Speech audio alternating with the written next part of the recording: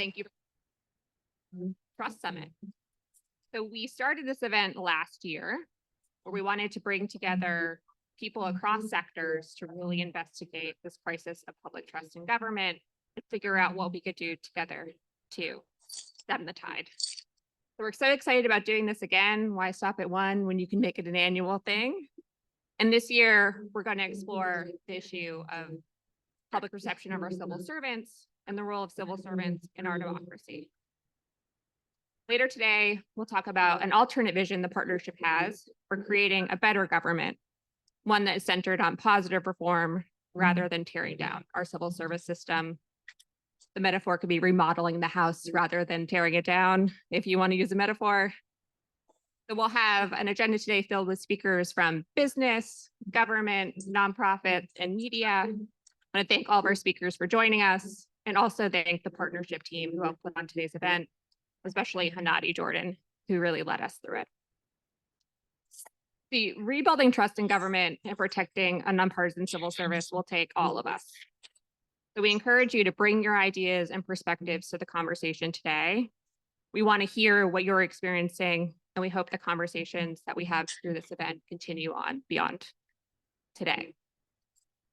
So a lot of what we looked at when we were planning the agenda was the results from our third nationally representative survey on trust in government.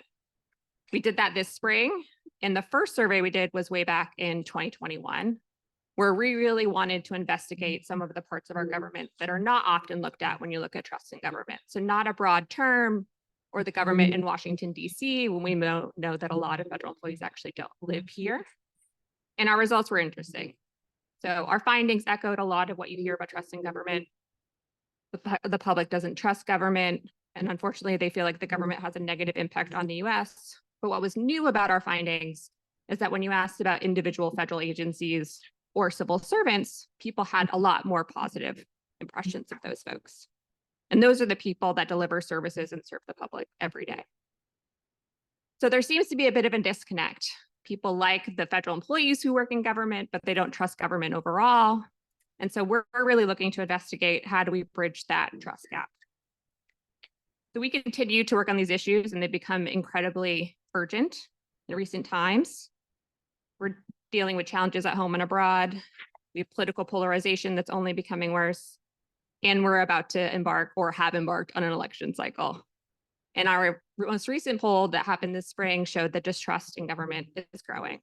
Just 23% of Americans trust the federal government, which is down from 35% the last time we surveyed in 2022. And a greater percentage of Americans today believe the government is wasteful, corrupt, incompetent, and lacking in transparency. However, there is some good news. Most Americans still have positive views of federal civil servants, and they believe that a competent and effective government is important for a strong democracy. So across the political spectrum, there's broad agreement that civil servants should be hired and promoted based on merit rather than their political beliefs. That a nonpartisan civil service is important for American democracy, and that presidents should not be able to fire any civil servant they choose for any reason. So while there are proponents for converting career civil servants to political appointees, our public perception research is clear. Americans expect a government that serves their needs ahead of any political interest. And rebuilding trust in government requires us to support, not weaken, our nonpartisan civil service system. There are many ways to improve government. The partnership's been at this a long time, and we have lots of ideas. But giving his president and his appointees more latitude to fire civil servants and hire their replacements based on political loyalty is not the answer. Going down that road would strip the government of necessary expertise, and it would be worse performance in the end when we need our government to be delivering for the American public. So the partnership, we've been at this for over 2 decades. We work to build a better government and stronger democracy. Every year, we train thousands of federal employees to provide better leadership skills. We place young people into internships and fellowships in federal agencies. We help agencies understand their performance with the best places to work in the federal government rankings. We work with presidential candidates and their teams to prepare for smooth and effective presidential transitions. And my favorite event of the year, other than the Trust Summit, of course, is our Service to America medals, which recognizes outstanding federal servants for the impact they have on our country. So these are just a few of the ways that we seek to help our government better serve and connect with the public. And later today, we'll have a conversation about our vision for creating a better government and the positive reforms that could get us there. So if you'd like to learn more about the partnerships work, you can visit our website, ourpublicservice.org. We also launched a new page this morning on protecting democracy and supporting our civil service, which includes some of our public perception research and some messages and tactics for talking about government modernization and improving government.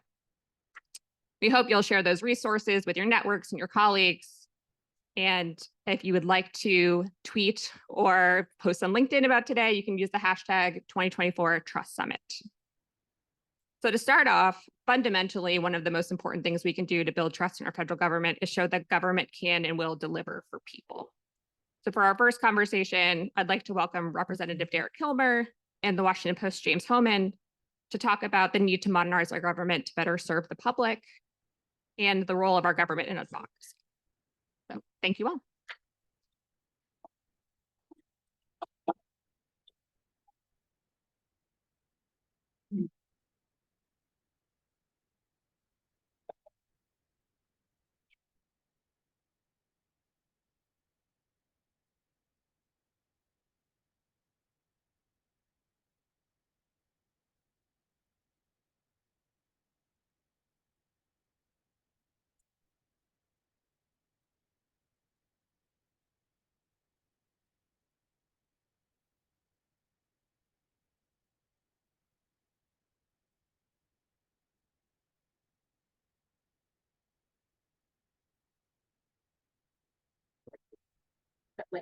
Oh, no, thank you, and great to be with everyone. Thank you, Congressman, for being here.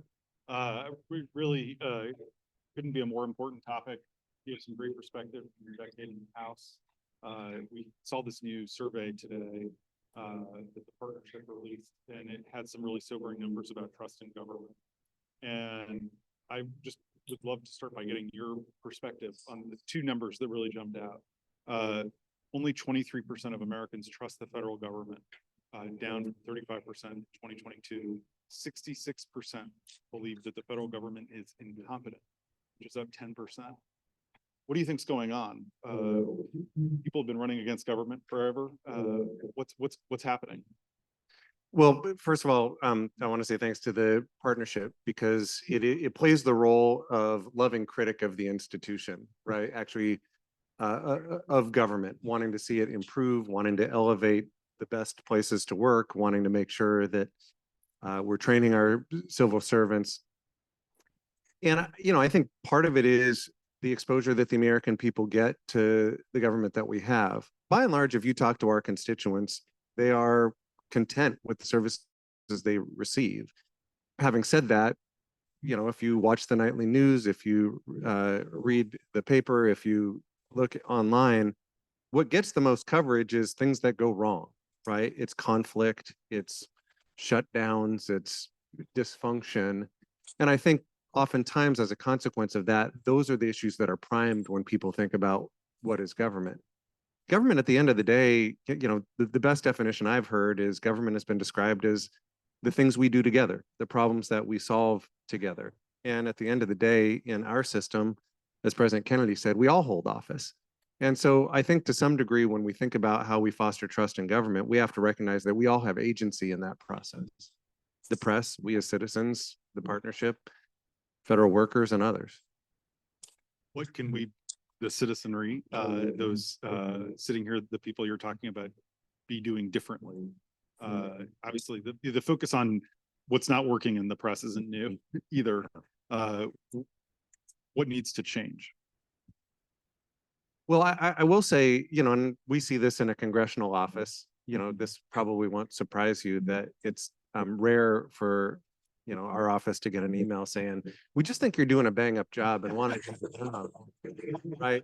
What is often more likely to get coverage, what's more likely to get attention is, when someone's upset about something. I still remember, not to date myself, but, there was the daily or weekly, the fleecing of America, how government is wasting your money. And I kind of wish there had been hey, here's something cool that government is doing right for you and solving problems. Now, the partnership does that, right? The partnership does that. The Sammy Awards are a good example of that, of actually elevating public officials and folks within our government that are doing good stuff. And I see it every day in my district when someone who works at the VA goes the extra mile on behalf of a veteran, when the woman who is the superintendent of Olympic National Park literally, became an expert on dealing with fires and on porta potties to, reopen Hurricane Ridge, which is the, biggest tourist attraction in one part of my district.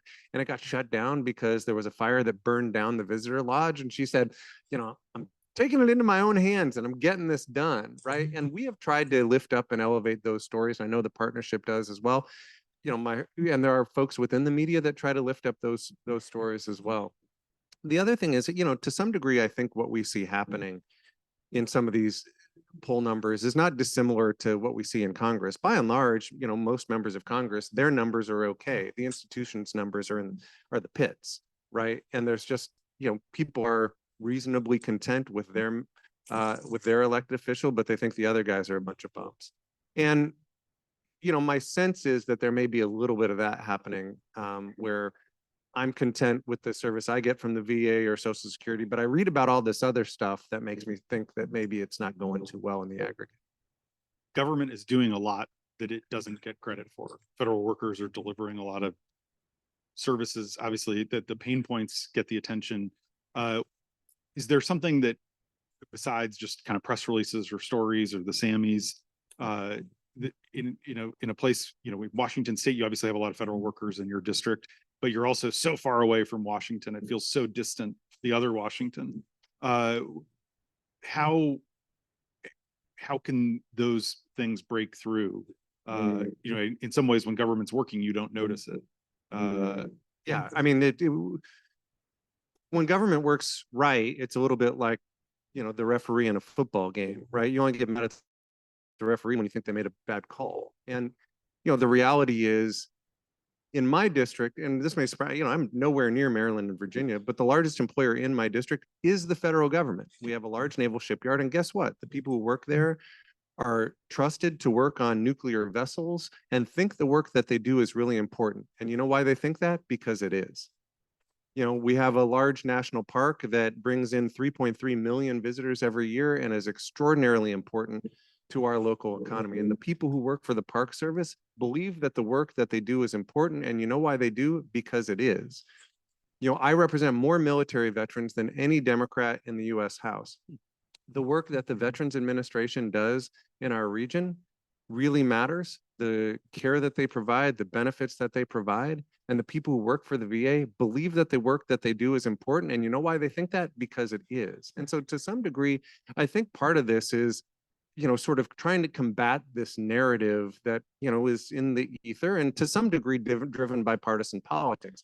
I think it's difficult with any polling to try to boil out how much of that discontent is with your local folks at the VA and how much of that is discontent with what people see out of Washington, D.C. And I think there is a difference when people think of what is government. I think to some degree they think of, members of Congress yelling at each other, on C-SPAN or on the evening news, and less about the services that they're getting from, the amazing people at the VA or the work that people are doing at the naval shipyard. We talked about sort of how to tell the story better, but I think something that is sort of the elephant in the room is Schedule F. We saw at the end of the Trump administration efforts to do that. We've seen efforts by the Biden administration to undo that. A big part of the Project 45 and the Project 2025, the transition planning, calls for basically gutting the federal civil service as we know it. You have all these shipyard workers and VA, and can you talk about why something like Schedule F would be problematic for actually delivering quality services to your constituents if those became politicized? Sure. Well, patronage jobs? Yeah, and I'll say up front, when the Trump administration went down this path, I was one of the folks who was on legislation to repeal that executive order. I supported President Biden when he worked to unwind it through executive action. And the reason that I hold that perspective is you have to go back and think about, why do we have a civil service, right? And the reason we have a civil service is because we want to have a government that is working for the American people, not for the powerful elected, right? That more and more positions ought to be in the service of the interests of the American people, should be nonpartisan, should not be in the service of the individual administration. That's about trust in government. And it's about making sure that people get service regardless of, you know, their party registration. And so I do think that would be a perilous path for us to go down. And it's a reminder that elections have consequences. What about efforts that we also saw during the Trump administration to push agencies outside of DC? I assume that that will be a priority for him. Obviously, you're thousands of miles away from the Capitol. What do you make of those efforts? Do you think they're in good faith to bring government closer to people, or do you see them as an effort to sort of undercut the federal workforce? Well, so here's the thing. I am very struck anytime, you know, and I serve on the Appropriations Committee, and we'll have folks come in and testify in front of our committee. And what I'm struck by is just the extraordinary level of expertise that resides in these agencies. Again, the partnership does this when it works on transition. It's recognizing that in every agency, including some you've never heard of, there is expertise required to fill some of these positions. And the peril, I think, in trying to move some of these positions out is, you know, what should be paramount is making sure that we have the greatest competence, that we have the best and the brightest, and that we aren't going to hollow out agencies that have managed to recruit people to come live in a place that is unbearable in the month of July and August, but have chosen to bring their expertise here. And the concern is, you know, that move may also be a loss of a lot of capacity. You know, we see this in Congress. You know, I chaired something called the Select Committee on the Modernization of Congress. Among the things we worked on was trying to figure out, how do we do a better job of retaining capable people, recruiting and retaining capable people? Because in the end, the work that we do and the impact that we have is very much driven by the folks who work there. One person who won't be working there next year is you. You're one of those good people who, after a decade of doing this, has decided not to run for another term. Can you talk about that decision in vis-a-vis, you know, how much was it because of just the stress and the exhaustion of the job, and talk us through that, and then I'm eager to hear about sort of what's next and how you're going to continue to push some of these modernization efforts. You and my mom want to know what's next for me. So, you know, I've done public service for 20 years. I spent 12 years in the House. At the end of this year, it'll be 12 years, and 8 years in the state legislature. And, you know, if you look at life in chapters, which I kind of do, 20 years. You earned your pension. Yeah, this is, you know, 20 years felt about right. And, you know, if I'm going to have another chapter, it has to start at some point. Now, having said that, the work of the Modernization Committee, you know, if you look at our office's strategic plan and our plan of attack for the next 7 months that I'm here, it's very much focused on trying to get more pucks in the net for the institution of Congress, trying to lift up and improve Congress and its capacity on behalf of the American people. We're working on some other stuff too, but that's really where it's at. Let's talk about some of those things. I saw you taught a class at Princeton about, I think the title was Fixing the People's House. Yeah. What's the upshot? How do we fix the people's house? Well, I wish I could tell you there's one thing. It's probably the most common question I get is, so what's the silver bullet for fixing government? And I think it's more like silver buckshot, right? There's a bunch of stuff that we've got to do. Hockey analogy and Yeah, a shooting analogy back to back. It's great. Yes, we're the Olympics. But you know, if you look at the work that the Modernization Committee did, it fits a handful of categories that I think actually make a lot of sense. So, for example, a lot of the work that we've done is focused on how Congress can be a place that does a better job of recruiting, retaining, and having more diverse staff. And some of those recommendations have been implemented. We're trying to get others implemented, but it's part of the reason you've seen the Staff Academy created through the CAO to provide that professional development. Now, one of our recommendations was to do that with members too. so that, Congress is the first place I've ever worked that has, with the exception of freshman orientation, no professional development, zero. Right? We can learn about issues, but we can't learn how to skills to get better at our job. That's a problem, and I think it's something that Congress ought to be working on, and that we're working with the CAO on. One of the areas that we made recommendations on was technology. Congress has been described as an 18th century institution using 20th century technology to solve 21st century problems. And that's pretty apt. I will tell you, I still have the pager I was given when elected to the House. I don't know how to use it. And yet, a lot of our recommendations were in the service of trying to improve how Congress uses technology for all sorts of things. So, including how can Congress deconflict the calendar so that, if you're watching C-SPAN, you have too much time on your hands. But if you do, remember when you see a committee and 2/3 of the committee isn't there, it's not that members are playing hooky. It's that they're in 3 or 4 committee meetings at the same time. And so part of what we're doing is proposing reforms both to the schedule and the calendar and to the use of technology to deconflict the calendar in a way that, say, every high school and college in America has figured out, and yet Congress has not figured out. So we're working on that as well. Some of the recommendations we've made to the point of this morning is, how do we foster more civility and collaboration within the institution of Congress, which I think is really important. And the Modernization Committee made a whole lot of recommendations in this space and tried to model ways in which we could do that institutionally. And my hope is to get some of those pucks in the net too. The Modernization Committee was refreshingly bipartisan. You had some, real conservative Republicans in that effort. And very progressive Democrats. And very progressive Democrats. I wonder to what degree, the Congress is a reflection of the country and our politics are so polarized. I was struck that there was a speech you were going to give on civility in Tacoma in February. It was disrupted and ended up being canceled. And I felt like that was so emblematic of so much that's wrong in our politics. How do we break the fever? It does feel like Congress in some ways is a reflection of, downstream of the culture. But what do we do to disagree better when stuff like that, when you can't even give a speech on civility? Yeah, there's a little irony there. Yeah.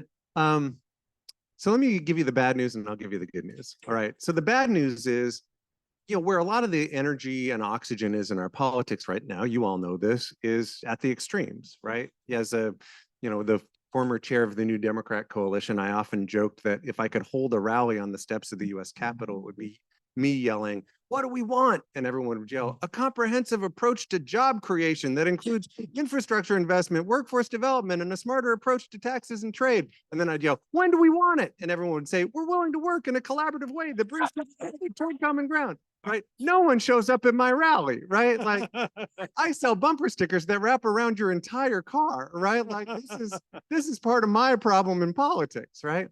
So that's the bad news, right? That a lot of the oxygen, the rallies, where the money goes, where the virality is on social media is not, Derek Kilmer's pragmatic centrism rally, right? Now, here's the good news. There are people working in each of our communities to try to combat that, right? So I had, I'll give you another bad news and I'll give you good news. So there were 2 polls last year that shook me to my core. I actually lost sleep over these and I don't like to sleep.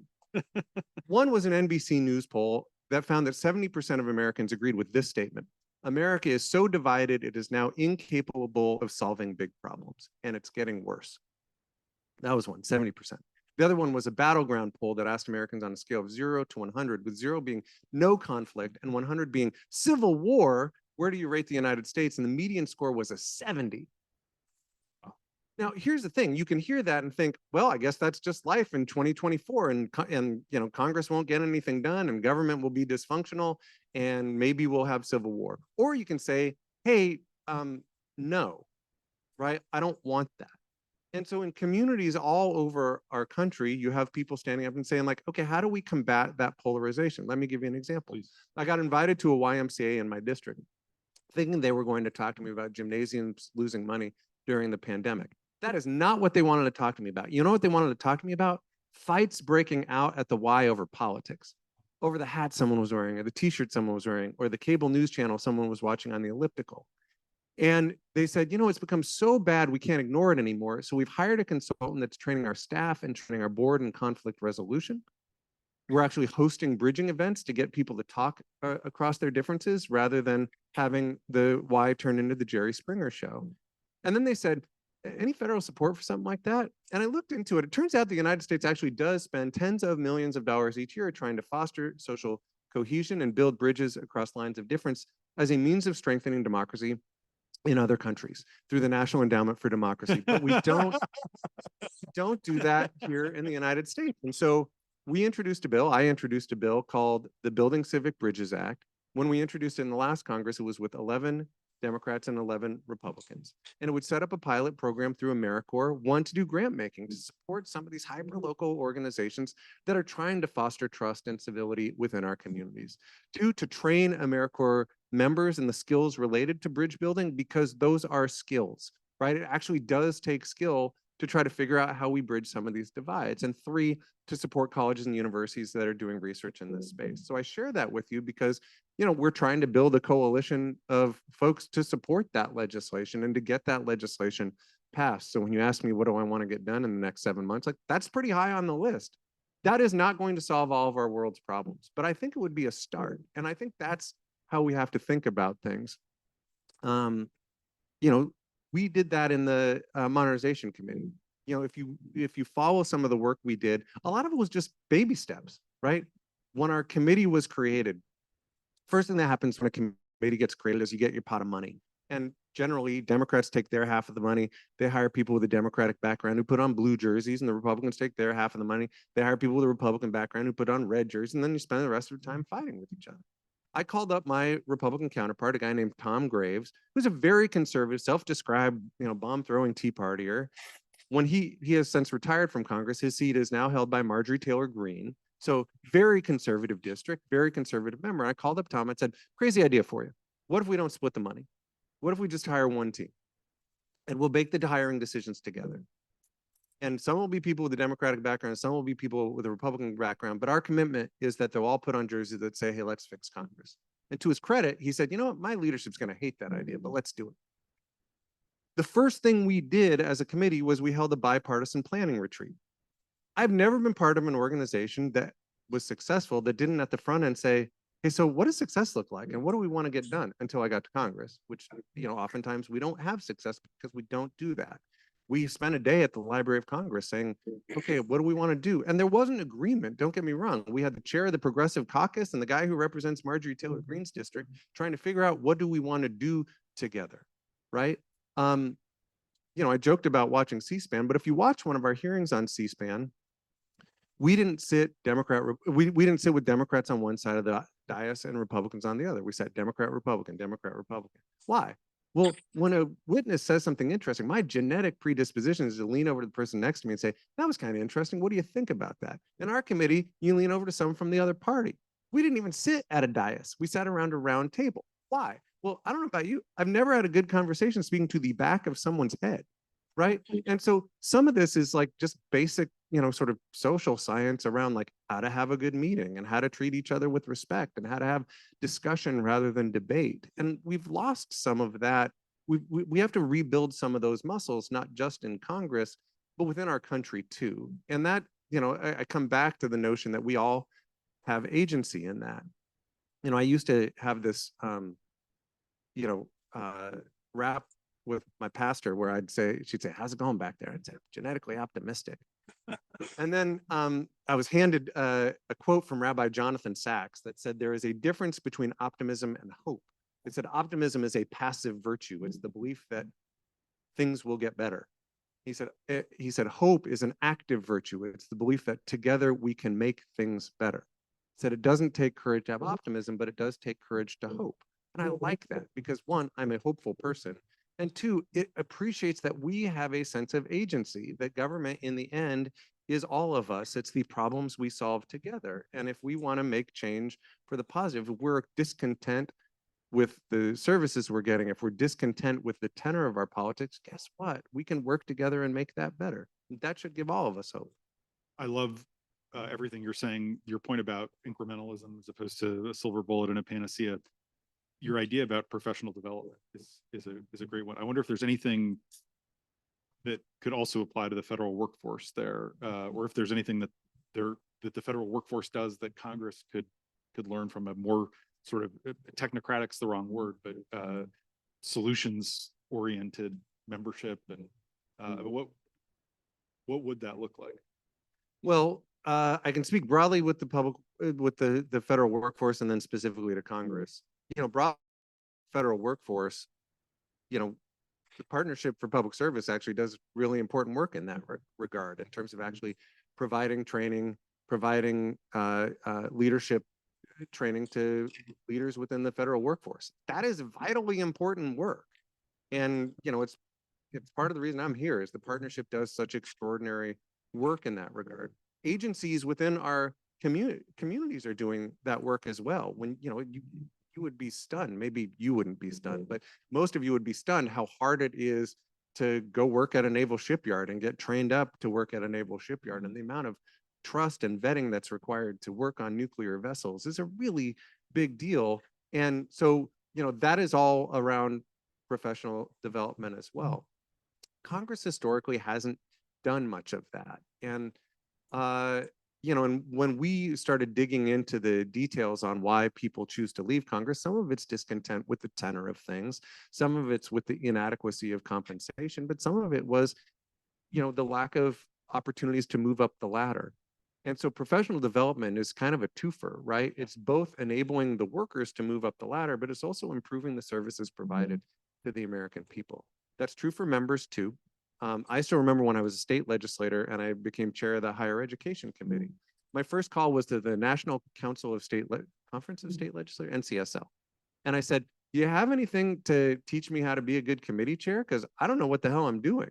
And they sent me, this dates me a little bit, they sent me the 3 CD set on how to be a good committee chair. And so every drive to Olympia, I would sit and listen to this CD. And I think I actually learned a lot from it and became a better committee chair. When I called the CAO after I became chair of the modernization committee and was like, do you have anything? They just kind of chuckled, right? Like, and so having Congress be a place that values professional development, that lifts up knowledge, that lifts up bridge building, that lifts up those skills that drive us towards functionality rather than dysfunction. I mean, there was a high profile example of a committee that turned into a bit of a food fight recently. And my reaction was, this is why chairs should be trained. Because, you know, both in terms of setting the tone at the beginning of a Congress of, this is how we are going to function on this committee. And if you verge outside of the norms of civility, I'm going to blow the whistle, right? Because we all know what happens when there's a game where the referee leaves the field, right? You don't want to watch that game. And so part of this is training folks to, to call fouls when they occur. Well said, and we can end on that note. Thank you, Congressman. It's kind of a bummer note to end on. These are the umpires. All right, yeah. Well, we need you. We really do. And again, I just want to commend the Partnership for Public Service for the incredibly important work that they do. And this effort to lift up trust in government matters more now than ever. Thanks. Thanks, everybody.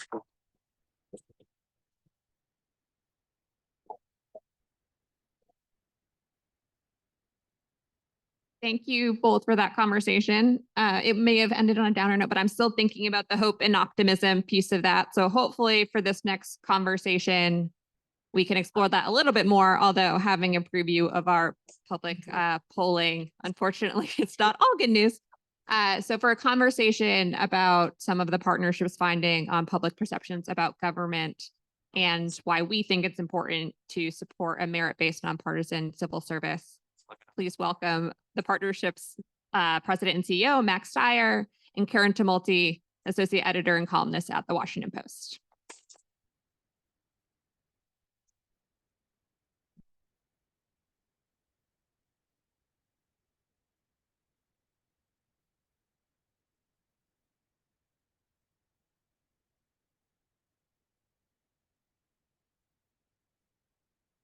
Thank you so much. And it's a delight to be here. I, in fact, have a column in this morning's newspaper about the partnership survey that came out today. They let me take a peek at it last week. And Max, the startling thing to me was not just the top line numbers, it was the change over the past 2 years. I mean, we've had politicians fighting in Washington for a long time. We have had politicians running against government since at least going back to Ronald Reagan saying the 9 scariest words, or I'm from the government and I'm here to help you. But why are these numbers falling off the cliff in since 2022? Well, first of all, thank you very much. I, of course, read your column. I thought it was perfect. And I thought the conversation we just heard from James and Derek also was extraordinary. And I think has the answer to your question. I can't get out of my head Derek's comments about the YMCA and people fighting over politics across the board. And I think you're seeing this embed in our community in a very dramatic way. Whereas it used to be that you could put politics by the wayside. Now it's become something that is marveled throughout our engagements with people in places where it had not previously intruded.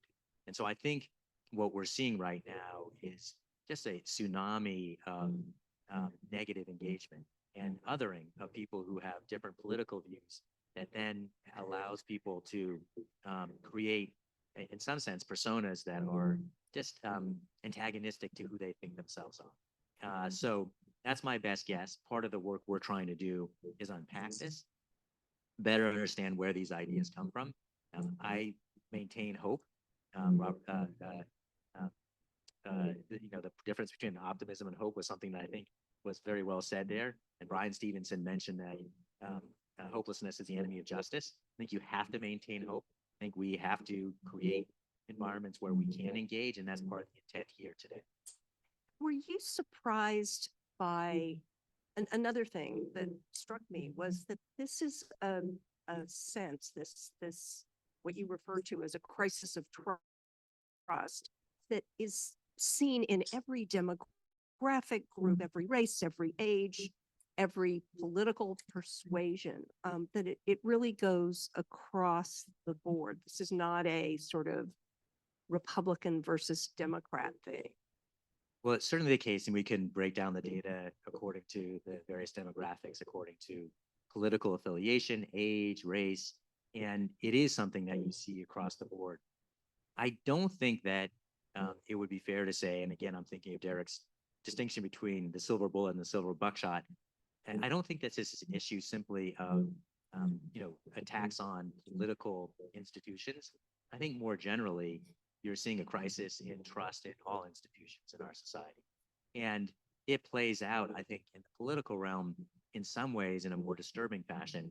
Because again, I think we only have one tool for collective action as a society, and it is our government. And it's the only tool that we have that has the imprimatur of the public through voting and taxpayer resources in order to address the big challenges that we face as a society. So I think we ought to be concerned about the skepticism around institutions more broadly, but it's more profoundly challenging to the nature of the world we live in when that skepticism erodes that sense of confidence or expectation from our public institutions. So that's the reason, again, why we're so focused on this issue. We've spent the first 2 decades of the work that we do at the partnership focused really internally on trying to make government trustworthy. And it was only several years ago that we woke up to understanding that fundamentally, to have a healthy democracy, you need an effective government that requires both trustworthy and trusted, and they're not the same thing. So again, that's what led us down this journey.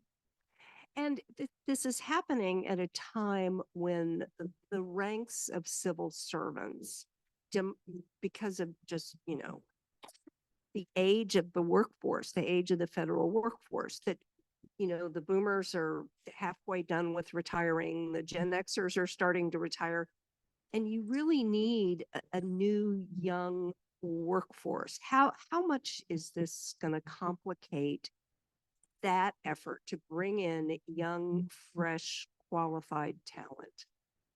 So I think maybe not intuitively.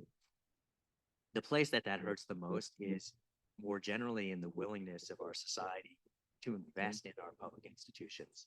So it's certainly the case that the skepticism about public institutions doesn't help in trying to excite and recruit young people to want to come into government. But a very ill-kept secret is that it would be tremendous to have more young people wanting to come into government, but there are already plenty of young people who want to come into government, and the demand signal is not there for them to actually make it in, nor are the processes there to allow them to come in easily, nor are the environments there that can allow them to have high morale experiences at the front end of their career. So it's a set of issues that we have to address. The most profound question, though, is as a society, do we understand and do we actually prioritize the investments necessary to make these public institutions work? And right now, we're in a negative downward cycle where the skepticism and cynicism means that there are increasing attacks, more disinvestment, and ultimately poor delivery of services and of solving of problems. This is not maybe the institution that many would choose as the flag bearer for our government, but the IRS is a perfect example of that. We have seen, the entity that is responsible for not setting the tax policy, but actually implementing the tax policy, ensuring that there's fairness in collection of taxes that represents something like 96% of the resources that our government spends. And to this day, there's something close to $600 billion a year that actually is not paid by people who owe it. We have disinvested in the capacity of our IRS to collect those taxes on a fair basis. And as a result, we're losing out on the resources that we need to solve all kinds of different problems that we face in the nation. So it's when you allow for that kind of disinvestment, when you have the willingness of leaders to actually attack elements of our public institutions as they have the IRS, that you start seeing the crumbling of a government and ultimately crumbling of a society. And that's where I think all of us should be scared in a way to motivate us to turn it around. So I think this is a good transition to speaking of the attacks on our institutions, attacks on our government. We're in the middle of a presidential campaign where Donald Trump has said explicitly that he believes if he is reelected, he has the right to order the Justice Department to investigate his enemies. He talks about retribution a lot.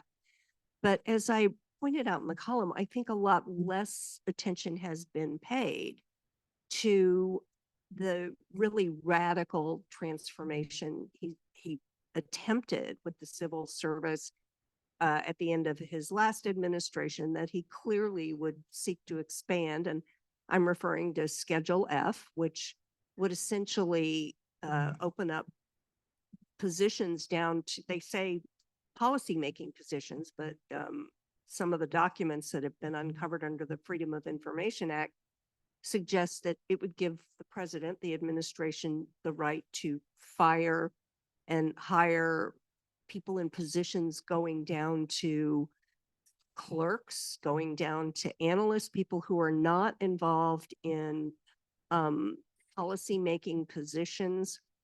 But people are really not paying attention to this, I think, the way they should, because it sounds like, a fight within the bureaucracy.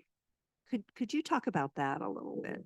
Sure. And I think you're right that the concern is that this is viewed as sort of inside baseball, not relevant to people's daily lives, when in fact, it has profound significance for the quality of services and the larger capability of our government to protect us, to make us safe. And I think you started in the right place, which is this is not only about Schedule F, but Schedule F is a big piece of a larger agenda to turn back the clock really to, as you noted in your piece, the 19th century, where we had the spoils system, where the victor went the spoils.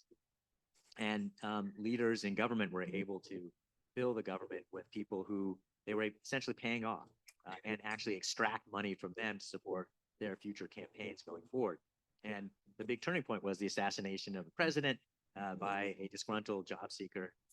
And the public, Anybody's pointed that out to Trump. well, I think again, the really fundamental question for the public is to understand what's the purpose of our government? And is it there to serve the individual office holder, or is it there to serve the American people? And you point something out, which I think is fundamental more broadly in this trust question. And that is, you ask people, do you trust the government? Most people are, in fact, thinking about bickering politicians in Washington. They're not thinking about the 2 million civil servants, 85% of them that are outside of DC. So part of the issue here, I think, is ensuring that we have a more educated public about what's at stake. And we did have a more engaged and involved public in the late 19th century. You really did have protests in the street because the public understood that what was at stake was the quality of the government, corruption, the ability to solve big problems. And in today's world, that problem set is so much faster, moving so much larger. The need for more expertise is so much higher. So again, it's important. We are a nonpartisan organization. There are a lot of legitimate differences around policy choices, big or small government, that should be fought in the political arena. Our view is the nature of our government and its purpose to serve the public as opposed to a private agenda. That's not partisanship. That's about democracy. And that's why we've taken a very strong position that it's critical for us not to undermine the expertise of our government, but rather to support it. And I think what's important here is that we do need to modernize our government. There are a lot of places that it's working well, and there are a lot of places where it could work better. And in order to achieve that, we will need to invest in the people in our government, but we need to modernize, not burn it down. And unfortunately, things like Schedule F, or choosing political appointees solely on the basis of loyalty, or using the instrumentalities of government to pursue, enemies. Those are all things that are burning it down, and we'll pay a horrendous price if we go down that road. Well, and yet, I mean, the phrase deep state is one you always hear from the right, that, there's this entrenched bureaucracy that is thwarting whoever the leader is.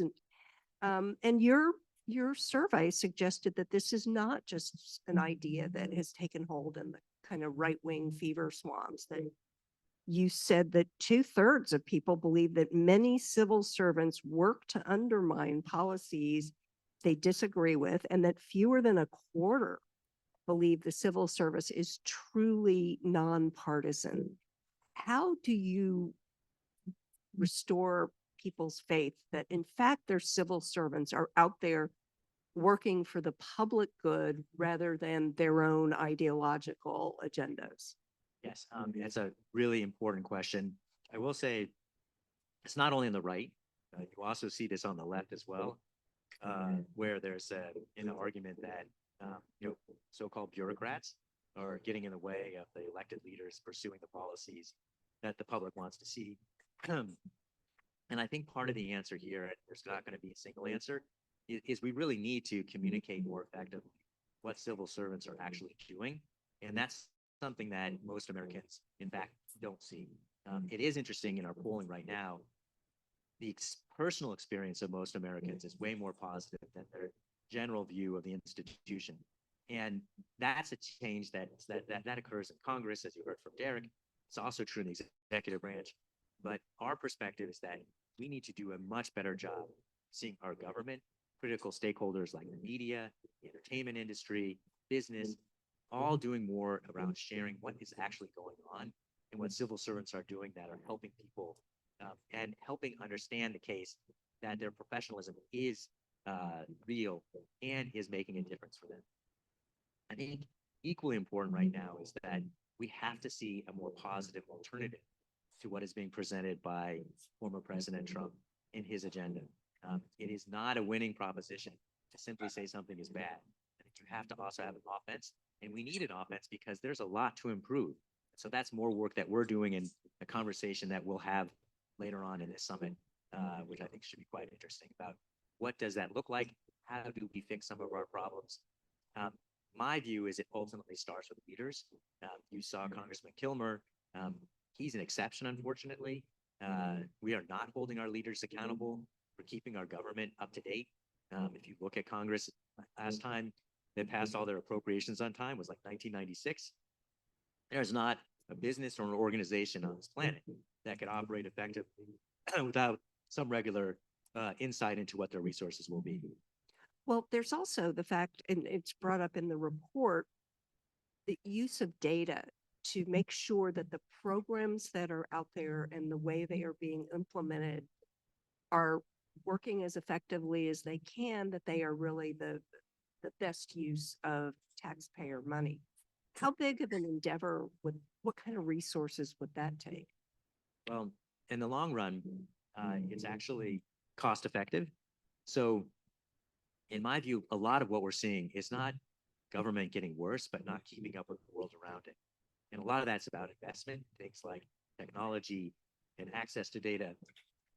So I do think you have plenty of places in government that are doing some amazing things, but we don't learn a lot from it because we have a lot of infrastructure to find problems, but not the bright spots.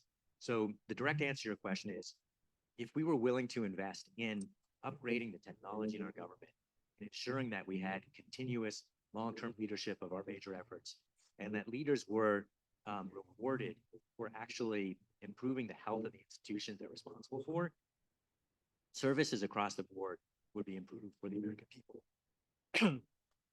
Well, and as I think we're coming low on time here, I did want to get back to Schedule F, which is again something I think that people need to be paying a lot more attention to.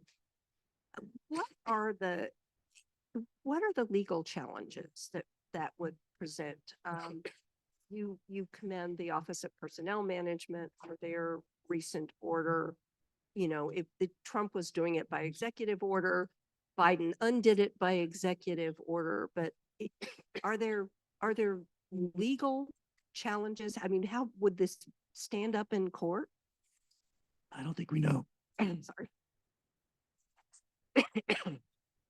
Sorry. Oh, that's.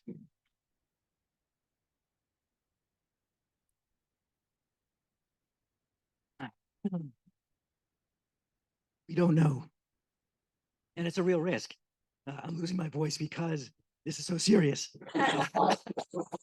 Left him speechless.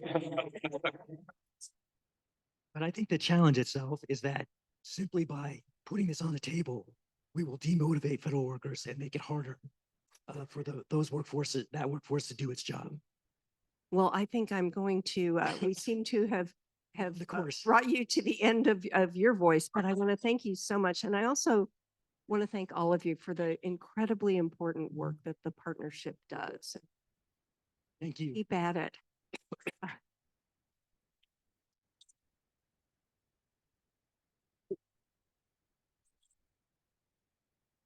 It takes a lot to make Max. Thank you so much, Karen, for that conversation. So as they discussed, this will really take all of us having experts in government who can keep us safe and prosperous and healthy, you know, impacts all of us. But then there's also the role of an expert civil service in helping to support all aspects of our country, including the effectiveness of businesses and supporting our economy. So for this next panel, we'll have a conversation of folks talking about what is that intersection between business and the civil service and innovation. We don't often think of business leaders as being advocates for a better government, but there is a lot in that intersection. So please welcome Rhett Buttle, the founder of Public-Private Strategies, Ginny Badenis, the general manager of Democracy Forward at Microsoft, and Daniela Ballou-Ayers, the CEO and co-founder of Leadership Now Project.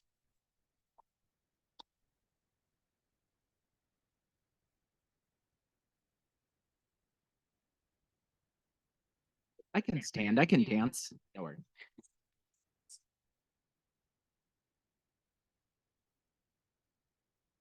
Yeah, I think they're gonna bring one more.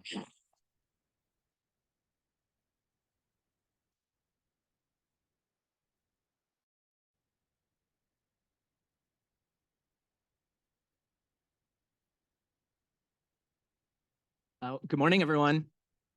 Okay, that was weak. Let's try again. Good morning.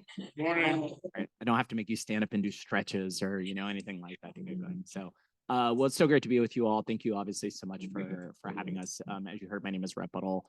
I run an organization called Public-Private Strategies, which is focused on working with the private sector to really solve society's most pressing issues. And so thrilled to be with you today for what couldn't be a more critical topic about the important role the private sector can really play to help you all carry out your mission as civil servants. And I am joined by two amazing guests who I'm going to let briefly introduce themselves, talk a little bit about their role, and then we're going to talk a little bit about the role of really the private sector in the civil service and maybe some issues around democracy writ large, and hopefully save some time for questions. So with that, Daniela, can I kick it over to you? Just give us a little bit about your background, how you come to Found Leadership now, and thanks for being with us. No, thanks, Red, and thanks to all of you for being here. And I think this couldn't be a more important topic about rebuilding and strengthening trust in government. And I think business has a really important role to play in that, and also has an incredible stake in having a functional government. So I come to this topic having spent, most of my career was in business. I was a management consultant for many years at Bain and Company. I have an MBA and engineering degree. When I came into government 10 years ago now as an advisor to the Secretary of State, I was not the typical political appointee. I was someone who has spent a lot of my career thinking about organizations and around leadership and advising organizations. And so I came into government a bit as both with a substantive mandate. I was a senior advisor on international development. We were working on some really important international negotiations like the Sustainable Development Goals and bringing more private sector capital to emerging economies. But I was also kind of looking at the system from a perspective of how do these institutions work? How do things get done? What are the roles and functions as kind of a newcomer to Washington? And I both was struck by how incredibly important all of the functions of government were, how much I had not, sitting in business for many years, how much I had not appreciated how kind of multifaceted and important all of those functions were. And also, I mean, as I think we just heard, how some of government was struggling to keep up in some spaces with the innovation and change that was happening more broadly, and that was a risk to institutions, but also an opportunity for innovation and change. So that has really informed a lot of my work since, that kind of wanting to build a stronger appreciation within business and the private sector about how fundamental many of the functions of government are, from protecting the rule of law to having strong policies, et cetera. And recognizing that if we don't have a stronger kind of collaboration across sectors over time, it's going to, business is going to need that for its functioning, and government's going to need that to be able to innovate and serve. So I founded an organization 2017 called the Leadership Now Project, and we're a group of business leaders across the country devoted to strengthening American democracy, and see that both from a policy lens, right? How do we have better policies that strengthen our political system, but also ultimately from an effectiveness lens, and how do we, work across sectors to really create a functional government, effective government, and clearly underpinning that is the civil service and the talent that we need to attract and then make able to do their jobs as effectively as possible.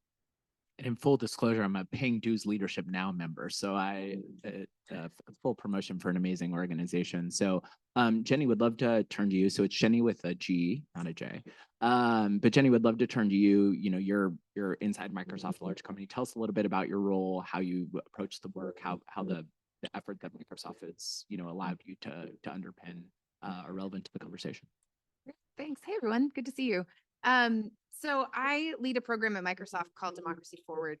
And the origin for how I got there is an evolution that really started in political campaigning, that found my way to Microsoft to, at the time, work with political campaigns around uses of technology for the company. which in the 2016 cycle meant we ended up, while we may have started talking about machine learning and data visualization, we very quickly were asking them if they knew what multi-factor authentication meant and if they had considered having stronger passwords. And the conversation really evolved into a security posture from there. And we really shifted the approach that we were taking to the political market more generally to focus on security issues. And the challenges that democratic institutions face as far as threats, particularly from nation states, but also from other areas. What I would say sort of the circle of threats or the threat landscape is only really growing. And so while we started focusing on cybersecurity and cyber protections for political institutions, campaigns, elections, the vendors and communities that support them, it really evolved to include the information space, thinking a lot about what it meant to protect democracies from, whether it's foreign propaganda or just disinformation that was making its way into the ecosystem and leading to actual harms. That was an area that we felt like as a technology company, we couldn't ignore. So our team leans into that as well. But we also have spent a lot of time developing what it means to help our employees be more civically engaged. One thing that we've heard pretty loudly from our employee base is that they care a lot about politics. They care a lot about policy. They care about people. And so one thing our program has been asked to do is to find ways to help facilitate outlets of that. How do we give them tools? How do we give them guidance? How do we work with our employees to make sure that they feel more civically engaged and so they have access to things that those of us in DC take for granted, like how does government function? How do you write to a member of Congress? How do you run for office? Things that a lot of us who kind of live and breathe this world understand, but a lot of our engineers in the Pacific Northwest really have no idea how to access. So we do a lot of work around that.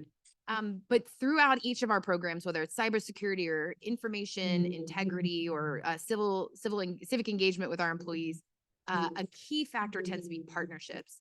And I know we'll get into the details of how we've done that, but when you come into a conversation as big as sort of the threats facing democracy, obviously, if the answer is Microsoft will solve it, we're all screwed, right? And so the reality is we need to partner across industry. We need to partner with civil society, and partnering with our colleagues in government who are aligned on similar interests and outcomes is just an essential part of an effective strategy. So we'll talk more about what that looks like, but just really excited to be here and talk to you all about what I also believe is a pretty critical issue, which is all the wonderful work that you all do and the role that business can play in partnering with you. Jenny, I want to stick with you for a moment. You were talking a little bit about, if Microsoft can't fix it, I think a lot of us in this room, though, are often looking to the private sector. It feels like the demands on the private sector right now to solve so many issues, even just beyond democracy, CEOs are being hit with things all the time. I'm curious about sort of the perceptions that you see sort of inside the business about government, and obviously being here, we know the important role that civil service plays. How do we work to overcome some of those perceptions over time? Yeah, and to be clear, Microsoft has a responsibility. We are leaning in. I just don't think we can solve these things alone. When it comes to perception, so when we work across the company, particularly with product teams, to try and come up with interesting, impactful partnerships, and if we suggest a government partner, the response that we tend to get is one of two things. One, fear, because governments regulate us and governments can, you don't want to give them too much information. There's just like anxiety because a lot of people don't understand the role of government broadly. And so they think of it in this narrow way of regulation and therefore we should create boundaries and we want lawyers between us and them. And so that's an area that we have to work to sort of change that perception and make our colleagues aware of like, yes, there are regulatory bodies and there's appropriate ways to engage there, but that's not the whole of government. The other perception we get is, yeah, that would be great, but they're just so slow. Government moves so slowly. They're a bureaucracy, which I always laugh at because I'm like, look at how big our company is. Like, try getting a report approved in less than 10 days. Like, that does not happen in Microsoft either. But nonetheless, there is a perception that government is slow. And if that's a partner that you're trying to work with, you just need to set your timelines back 6 months because nothing's going to happen quickly. And again, while there are aspects of both of those things that have a nugget of truth to them, which is why these narratives tend to take off, we, I think, have found some effective ways to partner where speed is not an issue. In fact, we've had times where our government partners are not pressuring, be careful here, where our government ones who are working faster than us, and we're actually trying to keep up with their pace. And we've also had times when, of course, we're working with regulatory bodies, but a lot of times those have been really positive working relationships that have led to better outcomes, particularly when it comes to, I'll use a non-US example here. We partner with the European Union, European Commission on what is right now a voluntary code of practice around disinformation, which is now leading into the Digital Services Act. But in collaboration and conversation with government, which are long meetings and quite painful at times, we identify challenges they see that through our lens, we just didn't notice, or we weren't viewing it as a harm, but they raised some challenges that we go back and review and realize, in fact, that was really helpful feedback. And now we have a better product to serve our customers, to create a differentiator against our competitors. And we wouldn't have practically found that probably if we hadn't been in those in-depth conversations with our government partners. So I think that those are the two main things that we run into as far as blockers to partnership. But I also think that there are ways to break through. So Daniela, you have the experience of being inside of government, outside of government now, kind of pushing maybe some case through partnership. I also know you've been a consultant, so you've advised governments. I mean, sort of knowing that, what is your view on sort of these perception issues? What does positive collaboration look like? If you have examples of that, and lessons that folks in the audience should be thinking about. Yeah, well, I think part of what you started on is this pressure that companies are also feeling in terms of to step out on many issues, to kind of be responsive where their employees are pushing. And I think part of the reason that's happening, and frankly, a good argument to business of why you need effective government, is places where the policy environment at a state level, for instance, isn't being responsive to the citizens, right? And so one of the things we worked on are things like objective redistricting or primary reform or other things to kind of enable a better responsiveness of government to citizens. And so, I think as companies have seen that their employees are kind of asking them to step in on many issues, it's actually it's an argument that reinforces an effective government is in the company's interest, because you don't want to be the one who's on the hook to solve every problem, right? It's not possible. So I would just say big picture, I think appreciating that in order to solve any of the tough problems that we face from a policy perspective or otherwise, whether it's disinformation or good economic policy, et cetera, it's going to have to require that interaction. I think in terms of where collaboration works well, I mean, look, there's so many ways to think about the interaction between business and government, right? And of course, I mean, if we look right now at clean energy, at creating kind of green infrastructure, having the type of, having the Inflation Reduction Act, having that kind of environment has been such a huge a huge enabler, critical enabler of industry and accelerating growth of many different industries. So, I mean, there's everything from that kind of really big picture policy that does industry transformation to efforts, where companies, as Jenny talked about, encouraging civic engagement, enabling, we've seen in some states, for instance, where a lot of poll workers are retiring or leaving their jobs, et cetera, giving time off for poll working and reinforcing. So it's like it's the smaller kind of local things. And then it's also like the really big picture kind of incentives, regulatory and otherwise, that government can provide. That I think we need to think about all of those as kind of fundamental to the relationship. Dan, I want to stick with you for a minute. We were chatting in the back room a little bit about like making the business case. Jenny, I want to hear you talk about this. I mean, we're obviously here to talk about the importance of civil service, but I think on its face, we kind of understand business benefits from a competent government, but it feels like we're often having to sort of continue to make a business case around that. And I'm just wondering what your thoughts are sort of on this business case.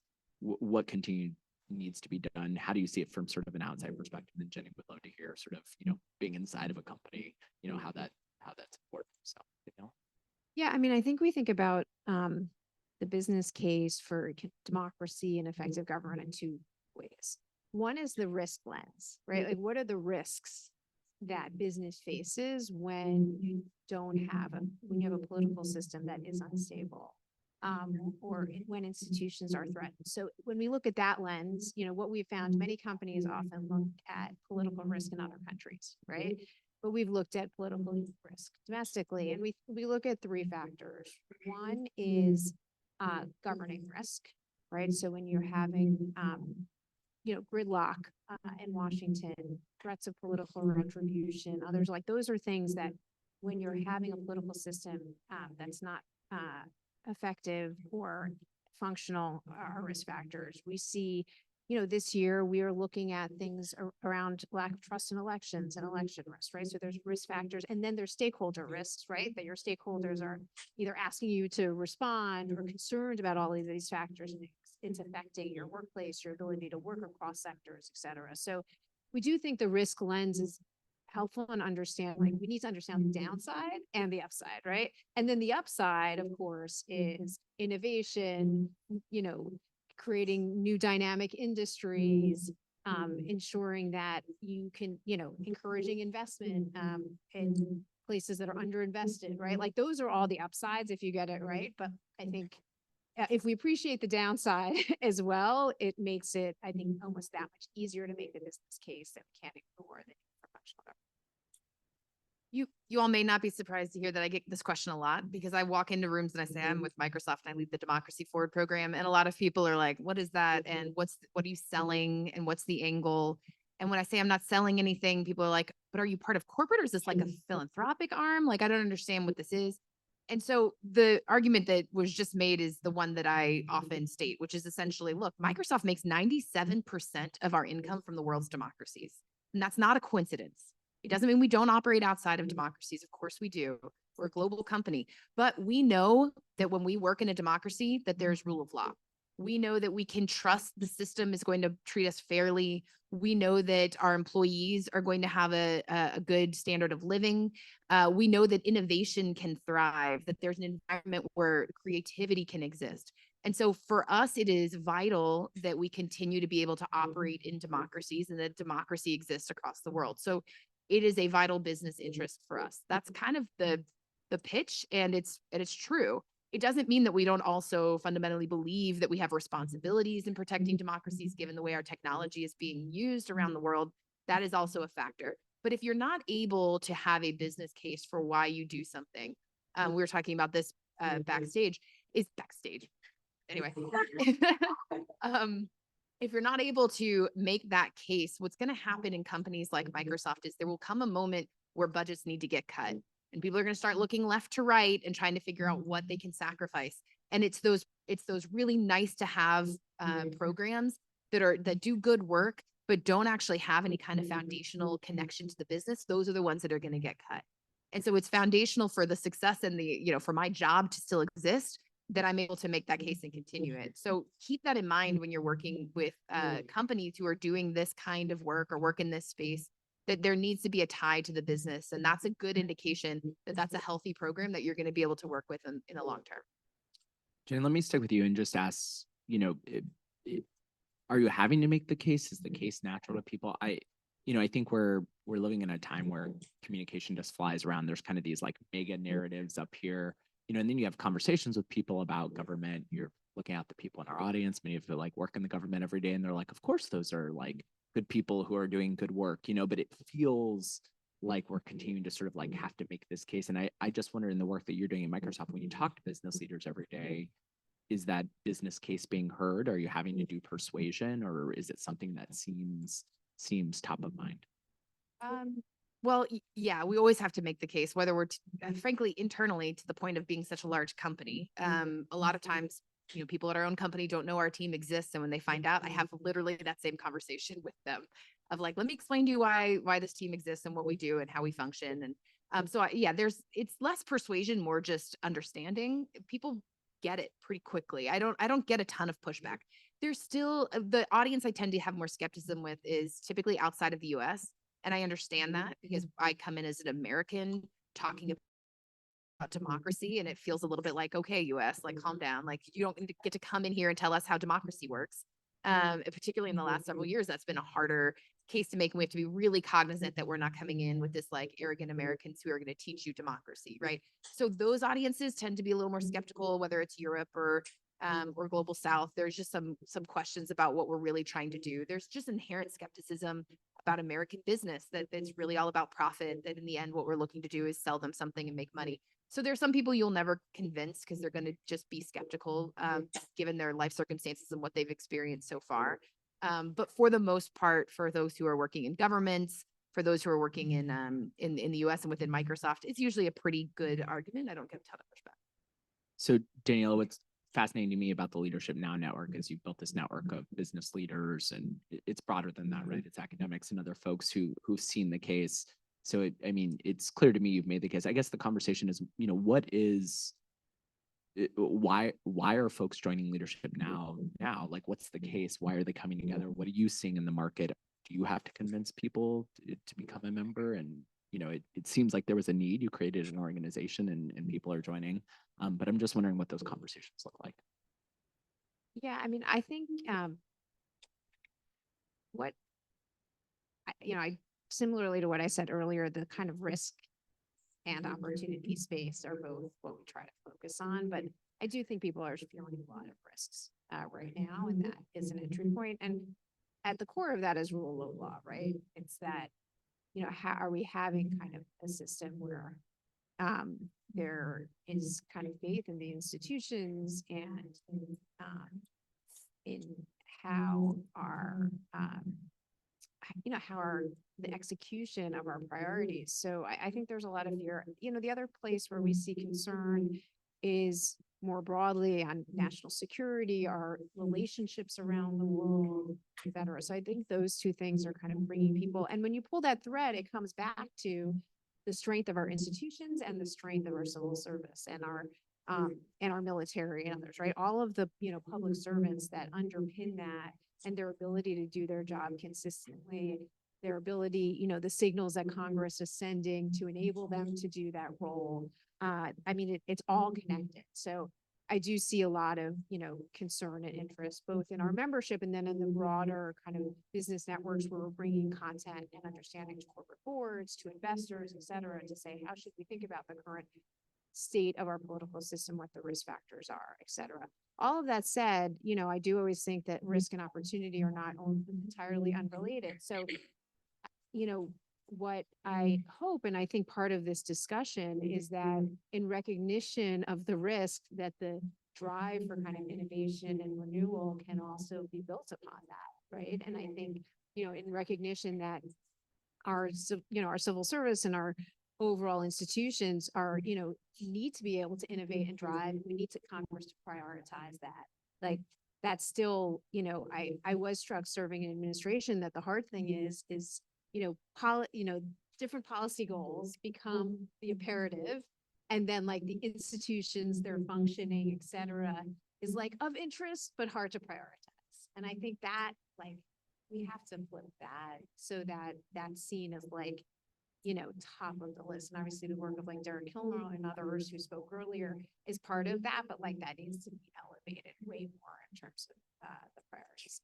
And I think business can be, we see, we have business leaders who are supporting things like, strengthening, whether it's the primary system or, improving voting rules or, strengthening electoral count act reform we supported, which was strengthening the transition of power.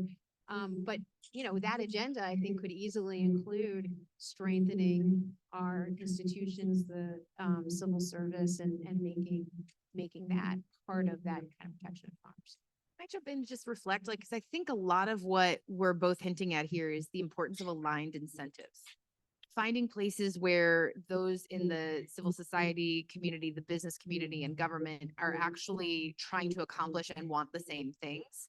And then getting creative about what it looks like in the cases of actually working together, what it looks like to work together to achieve those aligned incentives. I've had conversations with really well-meaning and really interesting folks in government who have great ideas, but what they're trying to accomplish is not on my list. And it's not that it's bad. I think what they're trying to accomplish is good.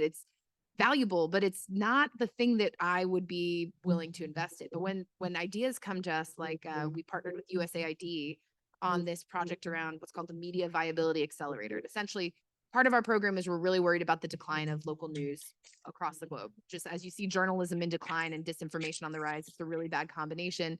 And so we've been trying to think creatively about how do we help reinvigorate, rethink the business model for journalism. And this is also something USAID had been really focused on and thinking about. Ads headed civil society group called Internews. So we all kind of came together, figured out what our roles were, and built a program together called the Media Viability Accelerator, which we're now putting out into the world for small journalists and newsrooms to learn from each other, and stats I can get to later if anyone's interested. But anyways, it was a really great program that found not only what our incentives were, we were all aligned on the same interests, but then also figuring out what we each did well and what we could bring to the table. And what we brought to the table was technology, innovation, and our people who could help make that happen through like the actual tech. And then Internews is connected globally with all of the different organizations. And then USAID had also connections and some funding. And there were just a lot of things that we were able to bring to the table. So aligned incentives, sorry, I'm kind of going a little bit off, but aligned incentives and identifying what people do uniquely well, those are what make the best partnerships, enable us to kind of work together more effectively. I mean, the theme through this to me is we're talking a little bit about like how do we make the case or maybe the business case for the civil service, right? Which is laddering up to this broader conversation on democracy. Danielle, you have all these ambassadors inside companies. We were talking a little backstage about you know, how you make the case internally. I'm just wondering how your members, you know, who are maybe you know, chief marketing officer at an organization or a number 2 or number 3 at an influential business organization are making the case within their organizations around democracy issues. And then Jenny, would love to hear from you. You work at this huge company, and so you're constantly, as you talked about, managing ERGs and employees. And I think a lot of the folks here, they're trying to make the case, you know, to their multiple constituencies about the importance of the civil service. What lessons can they learn, Daniela, from your members? Yeah, I mean, I think Jeannie talked to it earlier that sometimes, you know, the narrow view on government from business is either kind of regulatory, right? It relates to there's some specific set of issues or interests from my business. And it doesn't like take a lot of thinking to recognize the broader the broader role in creating the fundamentals that you're operating in, but it's not the kind of natural orientation in many institutions. So I think that kind of, and the reality is that the kind of core functioning of government and democracy has not really been seen as like a big risk factor until the last 10 years, right? So it's just kind of the usual way of doing business. Like, just like companies didn't look at US political risk as a thing. They were kind of like, okay, government's functioning as it is. There's particular touch points we have, et cetera. And so, you know, with that shift in context, people within the business community, like I saw after serving in government, I saw a lot of my role was also translating to people in business and in my networks what it meant to, you know, to have strong institutions, what it meant to serve in government, et cetera. And I think what we're doing with our network is also just creating that whole set of ambassadors who can really, in a business voice, make the case for the importance of our system and how it really is a long game issue to have effective institutions, and also has like immediate risk factors when they don't work, which I think many are feeling viscerally right now, but really breaking it down to like, here's both policy changes you need, here's ways we need to protect the system, and everything from kind of elections to the functioning of institutions, et cetera. I think there was a moment to make this case, but it's arming people, you know, with a bit of that language, that approach, and then giving them real things to do, right? Like I completely agree on the functionality of, you know, okay, here's where your company can be effective. And it is everything from informing your employee base about what it's about. You know, we have a lot of, I see sometimes the role of our organization has an element of remedial civic education for like overeducated MBAs, but you know, but I think all of us, the reality is we're all kind of, there's a recognition that an appreciation for civics and appreciation for government has kind of waned.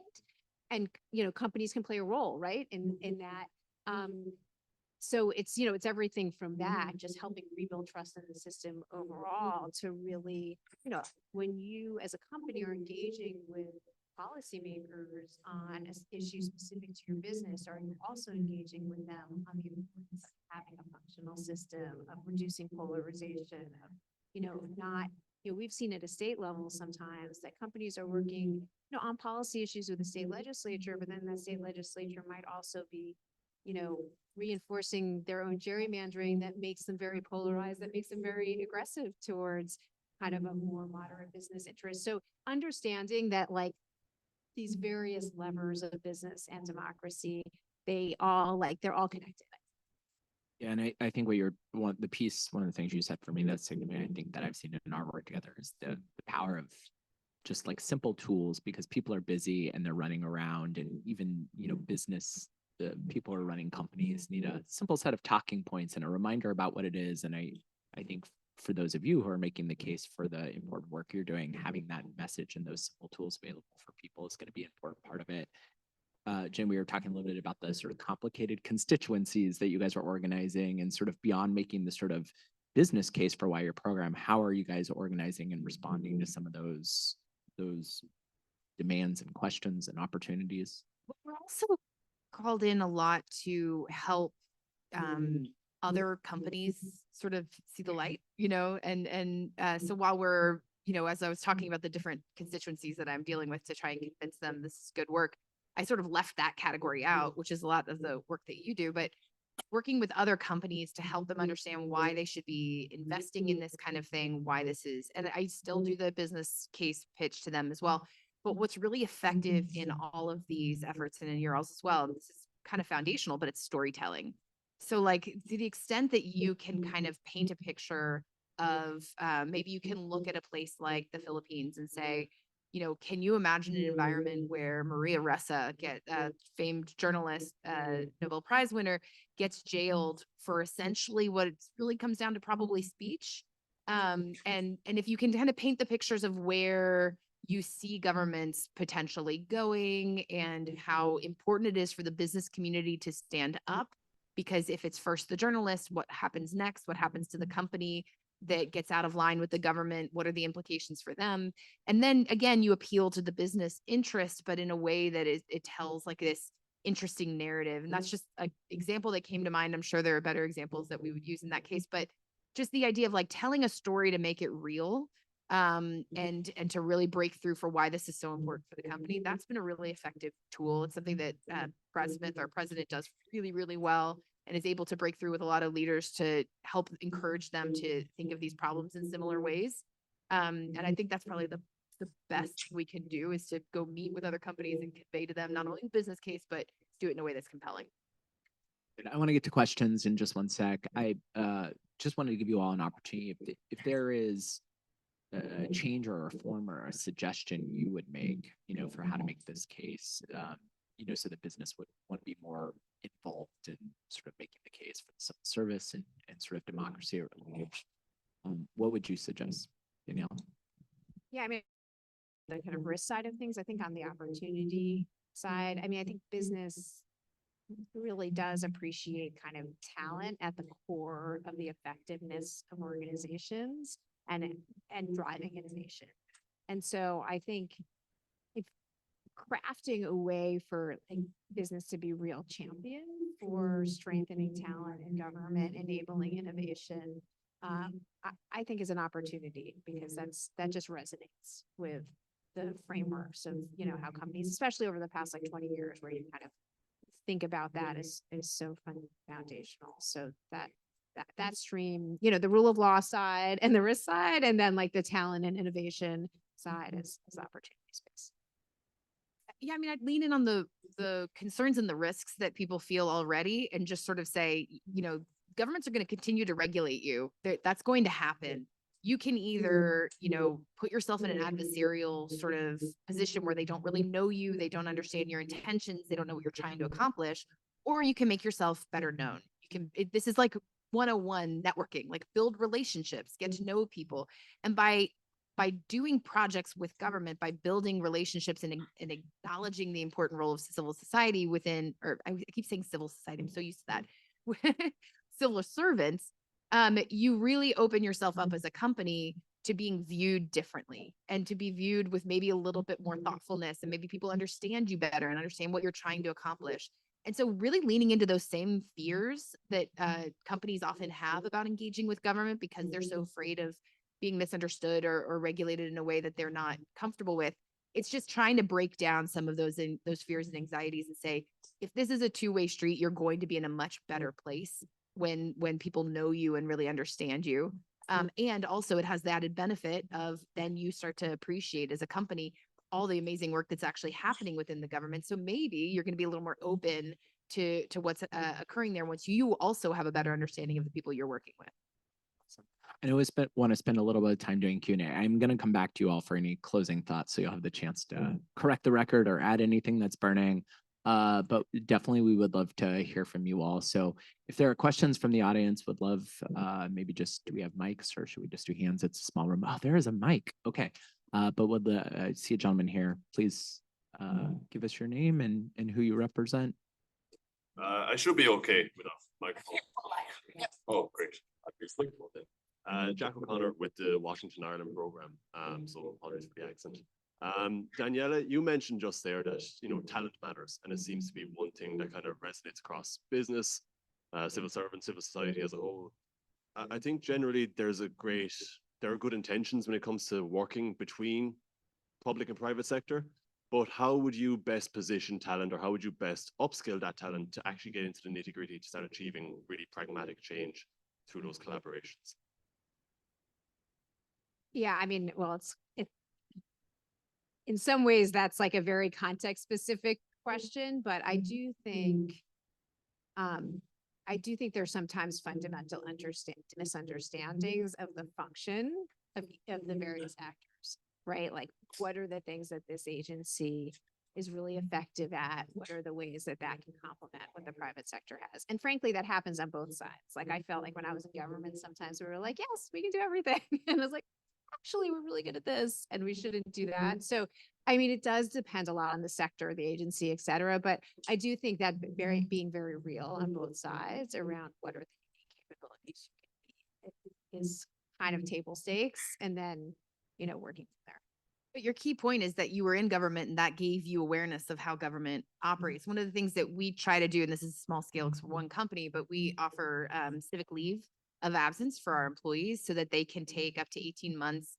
And the reason that's important is because of the stock vesting schedule, which, like, this is not often how people think of it. It's like, why can't someone just leave the tech sector and go spend 2 years in government? That seems easy enough. It's really actually the whole golden handcuffs thing is real. Like, people earn this stock, but it doesn't vest. So if they leave for 2 years, they leave all that money on the table. And that's a lot to ask of people. So what we offer is the ability to retain your stock, go out, work for government, go work for a political campaign. There are lots of ways that you can do it. Come back 18 months later if you want. We've actually had a lot of people stay. Surprising number of people who go take civic leave of absence and are like, actually, I really enjoy this work. And so they stay in government at that point. But trying to create a better exchange between the two communities is another way of opening understanding. I recognize that doesn't scale really well, but it's one way of approaching it.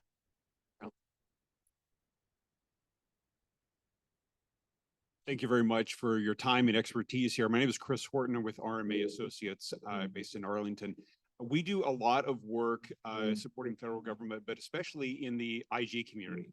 And I think when we talk about storytelling, about the effectiveness of government, the IG community should be a big part of that story. We're talking about inspector generals, right? Correct. Yeah, the inspector general community. Thank you. And so I would just encourage everyone to think about the value that the inspector general community is providing, the importance of making sure that you have strong talent within that community, because there is a significant amount of work that's being done for the taxpayers, supporting effective financial stewardship, fighting against waste, fraud, and abuse that the IG community is doing. And I think that can be a very compelling part of the story that Jenny was talking about. Comments on that, either of you on IGs? Yeah, I mean, I do think kind of reminding people that there's checks and balances in the system, and that's very professionalized in terms of, I think it's important. One thing I did want to say is, I mean, I feel like some of the challenge overall, I mean, there's like the love-hate relationship between business and government, right? Um, and there's always this fear, there's kind of two different lenses, right? There's like the regulatory relationship and like, oh, we don't want to be too close because there's this intent on both sides, right? We have to kind of keep the distance. These are companies that we might regulate or that we otherwise have to kind of make sure we're not getting inappropriate contracts, whatever it is. And then the flip side of like, oh, we want to learn and collaborate and all those things. And as much as I do think like it is appropriate, of course, to have some bright lines about the relationship between business and government, like I do think we are a moment in crisis and trust all around in business and government, et cetera. And if there is not an appreciation and understanding across the two and some ability to have flexible engagement of various kinds, like that risk is even bigger than the risk of like inappropriate influence. Again, I'm not saying that there shouldn't be lines, but we do have to find ways for that interaction to happen. Super important point. I'll just note that my business partner's husband's an IG, so I hear a lot about it at the holiday party. So I have a deep, deep appreciation over the potluck. Other questions? We've got time for one or two more if there's.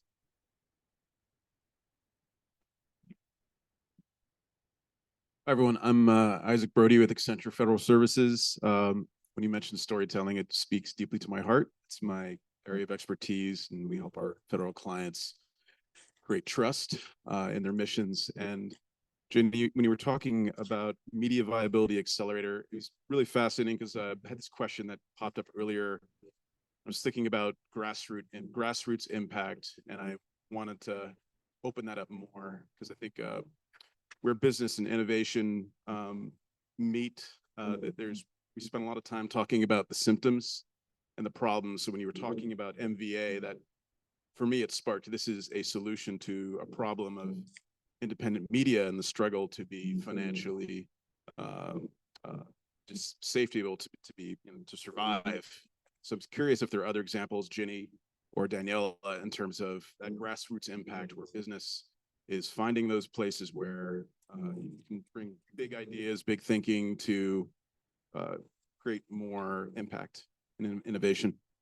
Yeah, I mean, it's a great point because whenever you're taking on large issues, there's usually a scale problem. Like, how do you do this at scale? How do you actually have impact at scale? And I mean, I know those are kind of like catchphrases, but they're real. It's a real challenge. We could do something that would create a great press release and we could pat ourselves on the back that we did something really great.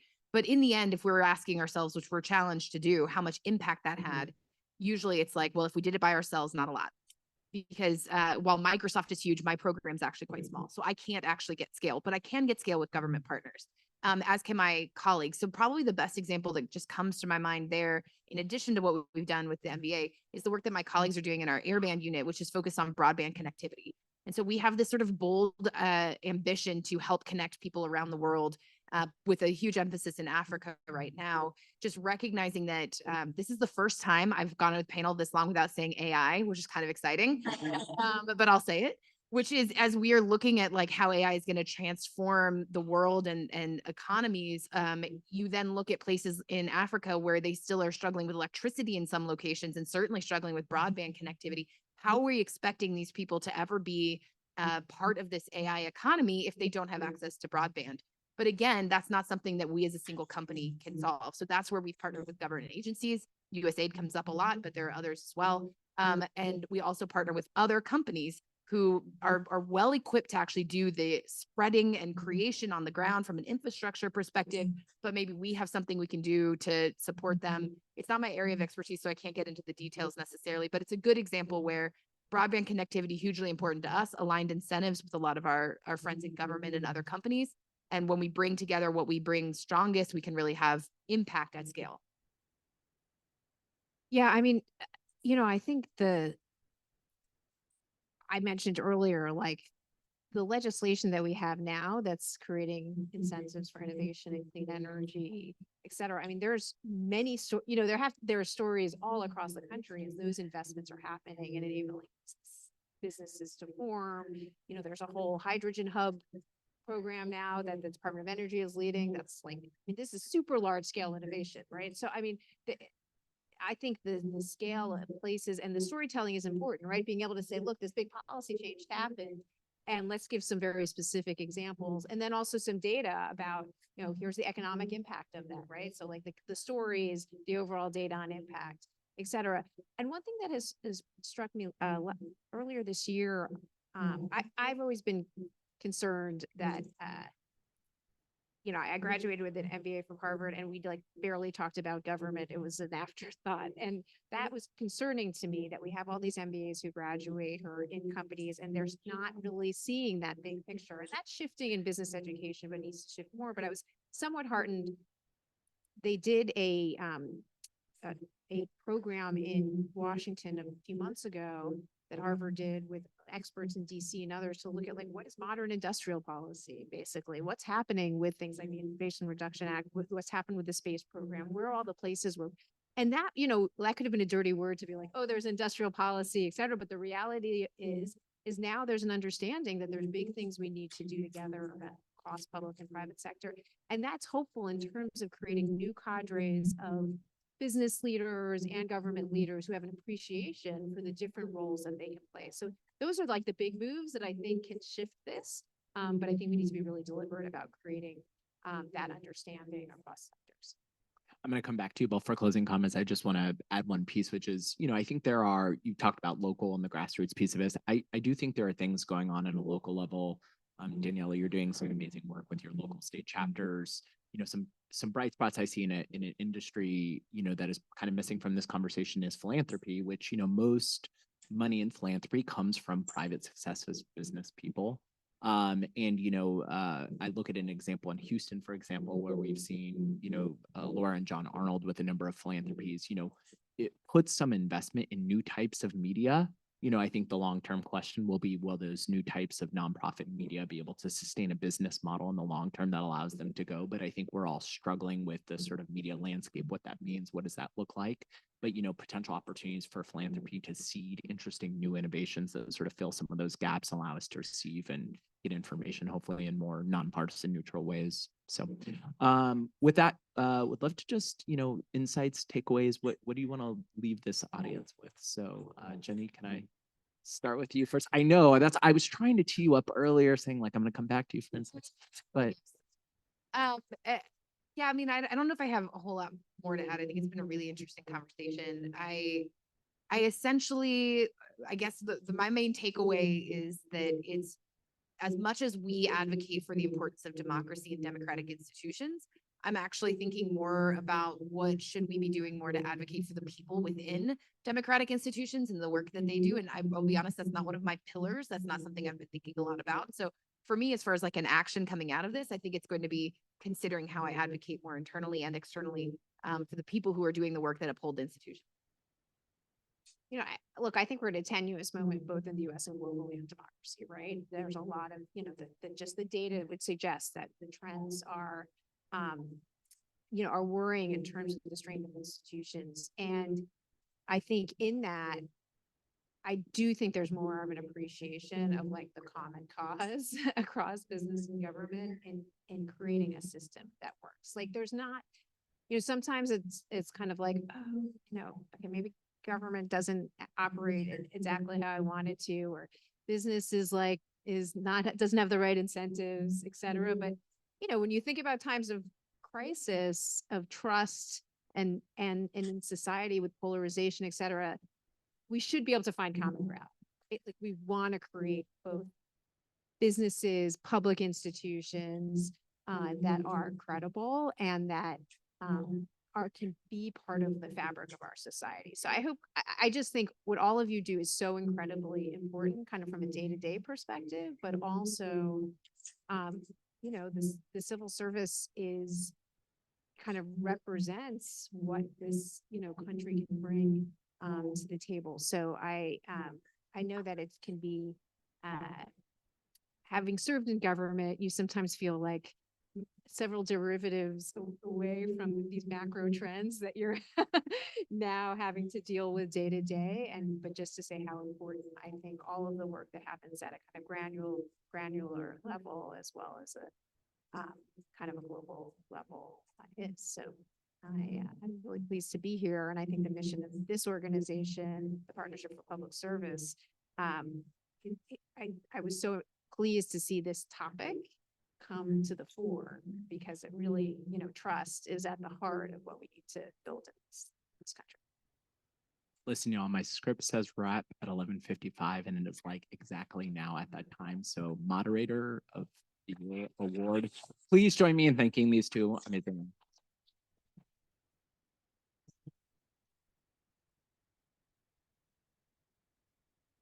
Thank you all so much.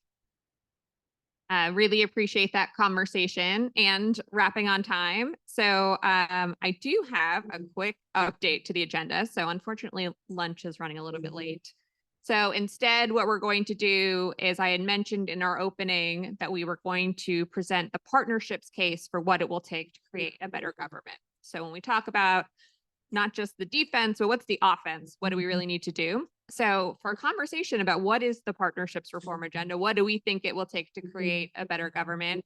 We have Robert Shea, the co-founder of Gov Navigators, and the partnerships vice president of government affairs, Jenny Mattingly. And we will now go to lunch around 12:15, 12:20. So thank you everyone for holding on that for a little bit. So welcome, Jenny and Aren't we lucky? To You- stand between you all and lunch. Not only is lunch delayed, but you get another panel. That's right. Gonna try to make it entertaining. Please interrupt with any questions or comments you have. That's right. But let's start with the fact that you are not only among the most respected in the government affairs field in government management, but you've also got this platform, the Partnership for Public Service, which is well known to be an advocate for a lot of stuff that not a lot of others are going to advocate for. Good government. Tell us, given what we've heard today and the report you issued, low trust in government, what role does your reform agenda or other reforms in general play in restoring trust? How can we make that connection between so remote a thing as passing a law to actually changing hearts and minds? Oh, hearts and minds. I feel like that's a that's a good one when we talk policy, because we're not always bringing it back to people. But I think, we've heard, I want to go back to something that you heard Congressman Kilmer say earlier today, is that it takes all of us to think about what the challenges are and figure out the solutions. And that's sort of the policy lens that we've been taking here at the partnership, is a user-centered approach to how do we fix government? Because so much does work in government on a day-to-day basis, but there are those systems that need to be fixed. There are some things that need to be modernized, funded, upgraded. And so how do we really find those issues and make sure that it's both works for the people who are getting the services, but also works for the people inside government who are doing the work? There are a lot of things that are tough for you all too, with systems, with funding, with certain mandates. And so I think part of this, when we think about government reform, is really laser focus on a few of those areas. And we'll talk about those in a minute. Yeah. So, well, what do we, there are factions that actually don't want government to work. And I don't think we're playing to that audience. But among the rest of the broad swath of the citizenry, people who care about this kind of thing, what does making government work mean? That's a big question. I know we say it all the time, making government work. It sounds easy. And again, I feel like Congressman Kilmer teed me up early when he said there's no silver bullet. There's no one thing that's making government work, right? It's a whole bunch of little things, a huge basket, umbrella, something, pick your metaphor for what it is. But I think it boils down to, are government services easy for people to understand, to find, to use? Is it quick? I know I love my services where I can call up on my phone and on my app and just get, real-time information and get something mailed to me quickly the next day. So not every government service is going to be quick, nor should it be, but where we can make it easier for folks, that's making government work. And I also think too, some of you all have seen, and I know, Robert, you've probably seen this from behind the scenes too. People don't understand all the different processes that agencies have to go to work with each other, to share data, to do all that. So how do we make those things work behind the scenes so the public actually has one easy interface with government? They don't need to navigate multiple websites to get something done. So what's that? I'm curious, Robert, what make government work means to you. Well, as someone who's spent his career trying to better measure and articulate the performance of government, there's not a lot of appetite for a reporting of government performance. I, beg you to spend some time on performance.gov, which tries to do this. Various efforts have been made. Agencies report their performance at least annually. Treasury has a great citizens report on the government's finances. But you got to be pretty wonky to dig into those kinds of things. I've tried to get my girls to pay attention with They don't want to read little or no, government spreadsheets. No. So it is a challenge, but the partnerships to be applauded at trying to bridge that gap, to share some popular, to convert into popular media what it is government does. But what was the podcast? There was the video, Netflix video that was featured here. Oh, I think, was it the G something? G word. G word, Yeah. the G word. Has anybody seen the G word? I commend it to you because it is a President Obama produced, comedian hosted story about different federal agencies. And it really sort of tries to shine the light on exactly what you were talking about. I will say one of the agencies featured was FDIC, and they did a great job. But then you think about it, if perhaps that was successful in raising up the FDIC, then you're confronted with other stories about just how dysfunctional that organization is. It's like Sisyphean rolling a boulder up a rock. So I don't know if you have any reflections on that, or where does your reform agenda start? What nuts and bolts are you working on to move the boulder up the hill? Yeah, I think that's one of the things as we start working towards reforming government, you're going to find the things that aren't working. And I think part of that is to say that's okay, right? And that it's okay to bring some of those things to light so that we can identify them and find solutions to them. But I do also think part of it, at least in my mind, is going back to some of the systems. I mean, one of the things I think about is some of the laws and the systems that underpin, say, our federal workforce, think hiring, think some of the privacy laws too, some of the ethics laws. Those were done in the 1970s.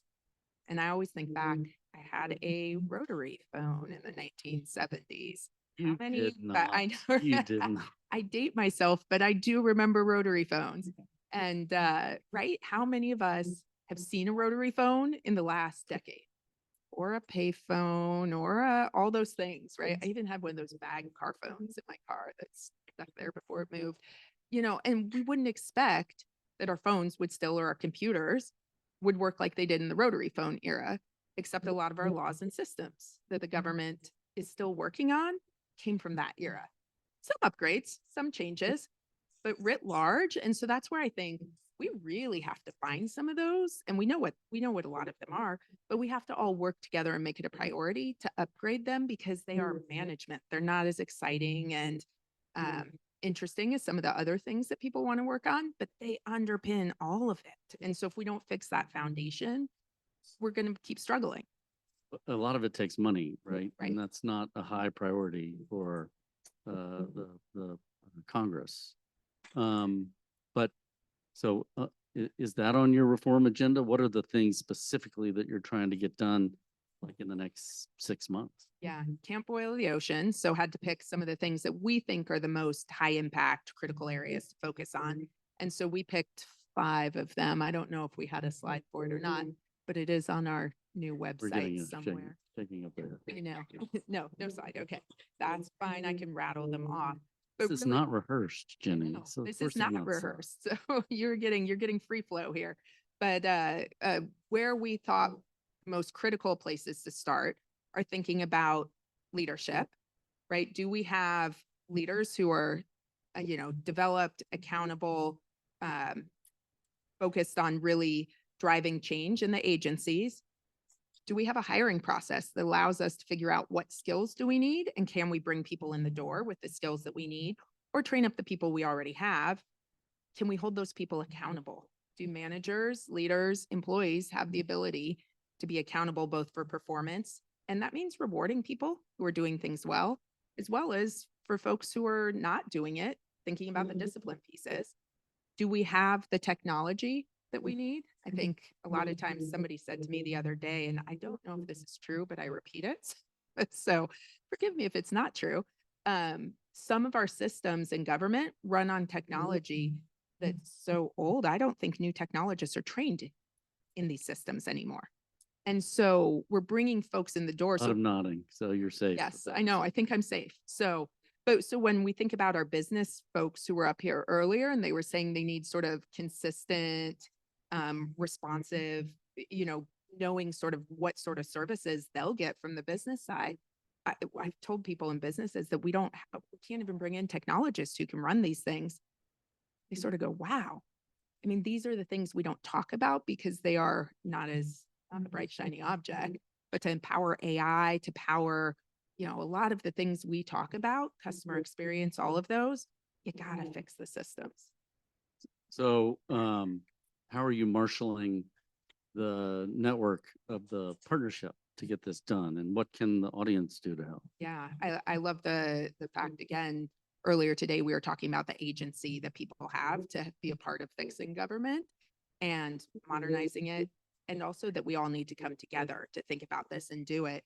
And I think that's when we look at some of the trust in government numbers that people have been talking about here, to overcome some of those negative stories, to overcome the perception that things aren't working, I think it takes all of us to sit there and say, okay, we're going to focus on a handful of these reforms and move the needle forward. If you take baby steps towards incremental reform, take hiring, for instance.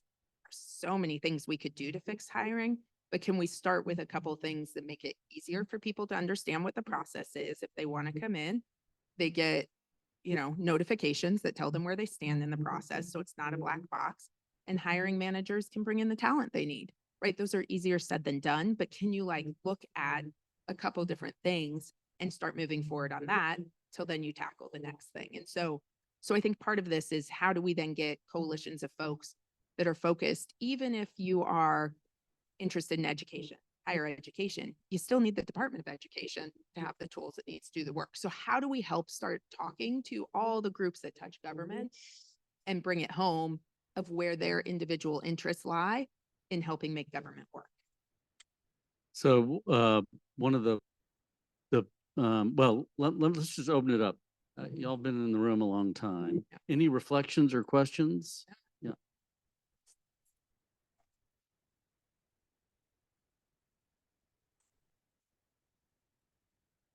Doing everything on the fly today. Just as a quick aside, I did see a payphone recently in a government building. Oh, And well, you I make a tried good to point. test if it worked, but I didn't have any quarters and I Gonna didn't know say. any phone numbers. Right, So no Apple it Pay. had a dial tone. But it's a creative revenue source for the agency, right? We'll go with that. So an idea that I've often heard, and I'd be curious about your perspectives on, is that Congress has limited appetite for agencies and departments to effectively work together. They prefer them divided so that they can more effectively control them. I don't know that that's true. It gets into the mindset of a very large number of people who are probably not all of the mindset. But I think it does get into the idea of some of the barriers between departments and agencies working together are self-inflicted through policy, but some of it is driven through a combination of statute and relationships with folks on the Hill. Do you have any thoughts on that? I'm sure we have lots of thoughts as both of us have worked in and around legislative branches, but part of it is not so much that it's intentional. It's how Congress is set up.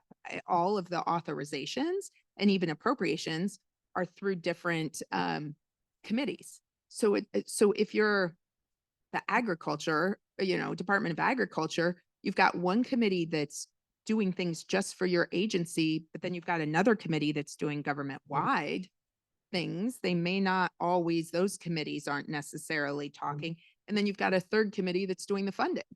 And so part of this, when we talk about bringing people together, isn't just connecting the dots for external groups, it's helping connect the dots. And that's something my team does a lot of making sure those congressional committees and the agencies working with them are connecting dots as well, because it's just the institution and Congress is not set up to collaborate in the way that's probably most effective. Robert, you've been there. Yeah, and I would agree with you wholeheartedly that the way jurisdiction is divided among committees and the way members have to claw their way into the leadership of those committees means they're going to jealously guard those jurisdictions. So that's, I think, it's not that they don't want agencies to collaborate. It's that they've gotten, and the staffs have gained expertise in those specific arenas that they can't imagine the consequences of breaking those silos down. But the flip side of that, I'm always frustrated when I hear administration officials and staff complain about the myriad requests to appear before Congress. As someone who makes his living in part trying to get in front of those members, I would tell you, it's sort of foreign to me that you wouldn't want every opportunity to make your case before those audiences. Hopefully not as a consequence of a subpoena, but in most every other jurisdiction, it's going to be a fairly friendly audience. And that the more and more agencies can take the posture of, this is part of my communications agenda, part of what I need to do to get my job done. This is a major stakeholder and a partner in my operation. They ought to use that as a tool, not see it as a weapon. And while we're waiting to see if there are other questions. Oh, there is one. There you go. I am Mark Foreman. I enjoy hearing about the 5 initiatives, but quite frankly, in 30+ years in government reform, they're the same initiatives. The technical debt that you raised is one of the areas that goes along with the organizational debt, and it's tightly coupled with what you were just discussing. Budgetary constraints associated with that organization structure are real on government reform. So what ought to be done about the organizational realignment? And is it just Congress? Is it just the federal government? And one thing we rarely talk about, we tend to think of Washington as the heart of the federal government, but in reality, it's out in the region. Every agency has regional structure. We've got 25 cabinet or 24 cabinet agencies. We've got 200 to 300 regional czars operating in silos. So what could be done in that area? That's a great point. I think when I've talked to a lot of folks, and Robert and I have been around the government reform, Mark, as you mentioned, you too, there's a lot of these challenges. We know that's why some of the reforms are we know the hiring process has needed to be fixed for a while, but it's been sort of bringing people together, or we know there are challenges with technology. Part of it is, I think, I'm a systems person, so I like to think about breaking it down into some of it is Congress, but some of it is the policy that agencies put on, or the OMB, Office of Management and Budget, or Office of Personnel Management. So how do we actually think about which pieces are really a congressional issue? A lot of them aren't. Which pieces are a sort of leadership management issue and an agency issue, and which pieces are implementation? Because some of this is that we do the broader looks to laws and policies to drive change. A lot of it's going to be about training, development, culture, implementation. So how can we have conversations with folks to get them thinking about, especially out in the field, what it is they need? But I also don't know that we always go and ask folks in the field, what are the systems that aren't working for them? Agencies are ramping up that customer experience piece, but it's a lot of times external facing to the people they're delivering services to. But I think if we also need to take some time to look at the folks inside the agencies, what is it they need too? And so it's a little bit of it's going to take, that's why I think it's going to take incremental baby steps to get here. But we've, the more we can get people focused on one or two things, because there are so many things to fix. So how do we just pick a couple and just keep bumping our heads against them? So Mark, you'll remember when we worked together at OMB, putting together the Department of Homeland Security. It was hard enough to pull all those agencies together that the concept of rationalizing those regional structures was left on the cutting room floor. Huge missed opportunity, because if you're gonna undertake that kind of reorganization in the first place, that's one of the best ways to synthesize the organization. I was excited during the Trump administration, said not a lot of people, but their reorganization approach. I mean, there was a real opportunity to be disruptive and look at some structures anew, but it was approached so haphazardly that it really didn't accomplish important reorganization objectives.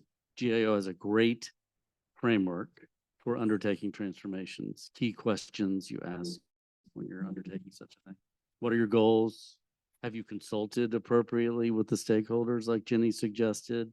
Do you have a good implementation team? And are you measuring progress going forward? Those are just a subset of the questions, but you really need to look seriously at answering those questions before you undertake these kinds of organizations, because it's not easy in the federal government. And you don't want to undertake it if you're not going to have genuine improvements in outcomes or efficiencies as a result of the process. I'm Elizabeth. I work at University of Maryland School of Public Policy, and I do a lot of work with the federal government. And I just wondered, so we've been talking about the hiring process forever and SES certification forever as prime things that could be redone. Is there any agency or anywhere you're seeing like a spark of light that, holy moly, they are really serious about innovating new technology, you know, diversifying, like whatever their thing is? Are you seeing any example where there's really some momentum? I see a ton of sparks. I think that's the unsung story, right? Because a lot of these things aren't the big issues that get the news stories, right? People aren't out there talking about, or they are in maybe the good government circles, but not sort of more broadly. There's been a number started under the Trump administration, carried on into the Biden administration, of hiring pilots around doing hiring differently. And I've seen agencies embrace those, including the Office of Personnel Management has been highly engaged in it. So they're out there, but to Robert's point, they take resources. That's part of it. They take leadership, and people have so many other things on their minds that this isn't the, you know, the primary one. And they take more people than just the partnership and some of the other organizations that are sitting in this room talking about it. We need a broader group of people talking about how important these things are. So I think there are a lot of sparks on technology modernization, process modernization, hiring, but they just don't get the airtime that they probably should, not in the media, but in all of us saying this is important and making it a priority. I know we've got about 1 minute left, so if there's a lightning round question in the back here. Well, we can pose the, I think, is there a question? no, too late. Oh. Um, Oh, tee up the breakout. What types of messages resonate with the public, lawmakers, and other stakeholders? Help Jenny craft her messages for getting her reform agenda done, or whatever reform we think. And find needs to those be people. accomplished. That's right. That's right. Help us So do good luck. that. Good luck with that, and thank you for being with us, and enjoy lunch. Thank you. So thank you everyone for coming back after those breakout conversations and our lunch. We're now thrilled to have a conversation between Max Dyer, the partnership's CEO and president, who you all heard from earlier, and best-selling author Michael Lewis, who also wrote the book, The Fifth Risk. And they're going to talk about the stories we hear about civil servants and what's missing from the conversation. So with that, Max and Michael, over to you. Okay, well, Lindsay, thank you so much for everything that you've done, and Hanadi as well in setting up this conference. We saved the best for last. Lindsay is very, very credible usually, although she said one thing incorrectly, which is she said you heard from me earlier today, and unfortunately my voice did give out. So that was actually not entirely accurate. Thankfully, I don't have to speak much because we've got the great and wonderful storyteller, Michael Lewis, who has been just deep in the woods of understanding our government and storytelling. So Michael, share how you came to this and what brought you to storytelling around the federal government and the federal workforce. So you, in short, but right before I hit you, and I can't remember how we met, but it was the Trump transition. It was what caught my eye in the first place. It was this idea that I knew none of this, right? But I read in the newspaper that that the Obama administration had prepared all these briefings for the incoming administration, and that the Bush administration had done it for the Obama administration. I assumed like this is something that just had gone back, to George Washington. But it turned out that no, that the partnership was responsible for this and many other things. And I thought, wow, that's how weird that Trump has just fired the 500 and something people who were supposed to go in and get these briefings. And for me, I've never, only casually does it occur to me that what I'm doing is a civic duty. That in fact, it's a lot of literary opportunism. That I saw this thing, I thought, wow, I can go in and get the briefings that the Trump administration won't have gotten. That'll be cool. And it was just like a question of where to start. And I think before I got to you, my eye had further been caught by the fact that Rick Perry, who had said he wanted to eliminate the Department of Energy when he was a presidential candidate, had been put in charge of it. And I thought, well, that's a curious situation. They have no briefings and the guy in charge wants to get rid of it. I wonder what's there. So I had, no idea. Energy, I assumed. And what was interesting is when I canvassed my Berkeley friends, and here I am in a kind of a land of people who are really engaged with politics. And I'd ask them, do you got any idea what's inside the Department of Energy? It was like, nope. They knew nothing about the government. They could tell you hook, line, and sinker, like who had polled, in Missouri in 1942. They knew all about the politics and nothing about the government. And so I'm gonna keep talking, Max, because I know you can't. But I went in. It was comic. I went in just thinking I was gonna write a magazine piece. And what's there? Oh, they take care of the nuclear weapons. And I thought, oh my God. And very shortly after that, I found myself getting briefings from the people who wanted to brief the Trump administration about the nuclear stockpile. And the attitude, the tone was, wow, this is kind of fun to be able to give this briefing. We can't give it all to you because some of it's classified, but some of it's not, because we really wanted to tell someone. And so from that moment, I thought I could do this. This is like a routine I could play out for the rest of my life because it's the government's so big. And then somewhere in the middle of that, I called you, and I remember exactly where I was. I was in the parking lot of the Claremont Hotel, and I'd seen your name in the New York Times. And I called you, and you said, you more or less said, I've been waiting for your call. That you have no idea how good the material is. And the tone, you were so persuasive.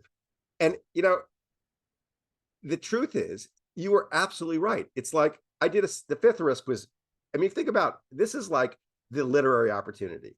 And why it hasn't been picked up on completely, I don't know, but it will be. But I pick 3 agencies based one, randomly because of the Rick Perry connection, energy. And then I decided, this is going to be a stunt. I'm going to pick the agencies no one knows what's going on inside. And everybody sort of assumes, oh, you could get rid of it. It wouldn't matter. And so not State Department, but I picked Agriculture and Commerce. And each of these, I did 3 long pieces for Vanity Fair, stapled them together basically in a book. It was more like a book-like object. The book sells 1 million copies, without almost no effort from me. And there's this tailwind to this subject. Now, the question is why? I'll take some of the credit, a little bit, I wrote it up in an entertaining way. But I think this country hungers for a civics lesson. They don't want to put that way, maybe, but all they get is politics. They don't have any clue what their government does. And when you start to introduce the possibility of loss, here's something and you might lose it, they get really, really interested. So to that end, I mean, I left this to one side and I assume that when so proof of concept that all kinds of journalists would roll in and I'd be reading stories about how your federal government works. And there's been very little of this. So I don't want to blow the secret, but I'm going to tell you a little bit that what we've done. David Shipley, the new-ish opinion editor of the Washington Post, has provided a forum for me to employ a bunch of other writers. Feels almost like a WPA project, and 7 writers are now wandering around the federal government, and these are world-class writers. Like, these some of my favorite people who put prose on paper. And it took about a nanosecond for at least 6 of them to find a subject, and all of them have said the same thing to me. They've all said, like, why did I not know this gold mine was here? Like, I'm never going to go away. And the only problem is, and it's only been a slight problem, is that the way the question is like, yeah, I always ask yourself, adverse selection. When you're a trader and a trade comes to you, you ask yourself, why am I seeing this trade? Am I seeing it because no one else wants to do this trade? You ask yourself, like, why does this opportunity exist? Like, why are these stories, these incredible stories? And they're either stories of functions of government, like things that are being done. Like, who knew there was a massive plume of radioactive waste from the plutonium factories of the 1940s moving towards the Columbia River, and then it's going to take $100 billion to clean up, and there are people in hazmat suit crawling all over, an area the size of a small state. I mean, these projects are wild, but the people, the kind of people who become civil servants, I mean, it's a mixed bag because it's so many people, but it's not that mixed a bag. It's really mission driven people, and also people who don't think of themselves. They're expert types. They don't think of themselves as stories. They aren't self promotional. Max, can I keep going? Because there's a little. Absolutely, you should absolutely keep going. The one point that I hope you will also insert in here is you sort of mentioned, like, what gets in the way of these stories getting told. Yep. All right. So don't let me forget that. But first, this is one thing so you got to say, why is this story available? Why is this gold mine not mined? Well, one is that the people who are doing it aren't trying to tell their story, and they aren't actually naturally characters in their own drama. So they're not out there telling people about it and talking about it and looking for attention. 2 is, all the attention they get is bad attention, that's in the DNA of the enterprise. It's like, oh, you don't want to be hauled up in front of Congress. Like, you don't want people paying attention because it just gets in the way of you doing your job. But before I move on to what Max wants me to say, which is true, I want to tell you a little story. This is the epitome of the civil servant. I wrote for the addendum to the paperback of The Fifth Risk. I basically randomly picked a civil servant out of a massive stack of nominees for the Sammys Award. Picked him by the fact he was just first on the list. Got him Arthur Allen. And I'm not going to go into what he did. What he did was he figured out ways to, all by himself. He's in the Coast Guard. He's an oceanographer. He invented essentially the science of how objects drift in the ocean, and it enabled the Coast Guard to easily pinpoint where people might be when they were lost at sea. It saved thousands of lives. It is really interesting as a story. You should read it. What I'm going to tell you, though, is I called him up, and he was furloughed at the time, right? Told he was an inessential worker. So he had time for me. He's in Connecticut. He says, sure, come on, I'll teach you all about what I do. I spent 3 days with him. We went to the Long Island Sound where he tested his objects. I interviewed his wife and his children. I mean, it was just in depth. On the way back to the airport, after I'd spent 3 days with him, he calls my cell phone and he says, hey, you're a writer. And I said, yeah, I'm a writer.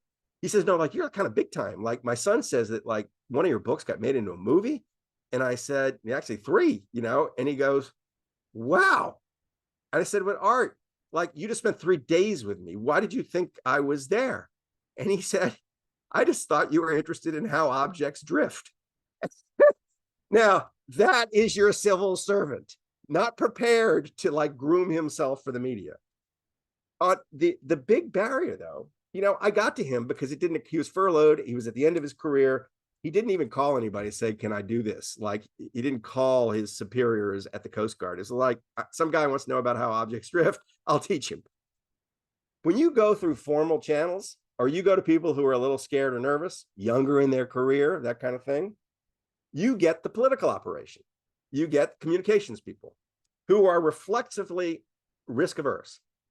And it's like, we want to know your story. We want to know the questions you're going to ask. We want to know your angle, which just kills me. I mean, I won't even do it at that point. It's like, I need honest access. And I need to hang with people. And I understand vetting for like dark characters, but vetting for kind of to micromanage a story just kills it. And the political, both sides do this. The political apparatus is set up not to let the stories be told, to get in the way of the stories. I mean, I've had communications people have the balls to tell me, you don't know what the good story is. Here's the good story. It's not the person you're interested in. It's my boss. It's like, don't do that. Just don't do that. And at some point, I mean, I think we're in a crisis. We're obviously in a crisis. This stuff about trust in government, and it's all true. And it's because only one story gets out, the bad story. And the bad story is not even a true story. The deep state, all that stuff. It's so easy to campaign against the federal government. They're in your lives in ways you don't like. We're in a crisis if the other story doesn't get out. The other story is so fun and easy to tell. I think it just needs to get told to have a chance. If it doesn't get told, you don't have a chance at all. I don't know what the odds are that we're going to fix the problem, but it does not get fixed unless the other story gets told. So that barrier, I've given a little speech here only because Max told me he had a cold and couldn't speak, which is Max actually knows about stuff. I just know I'm good at finding the stories.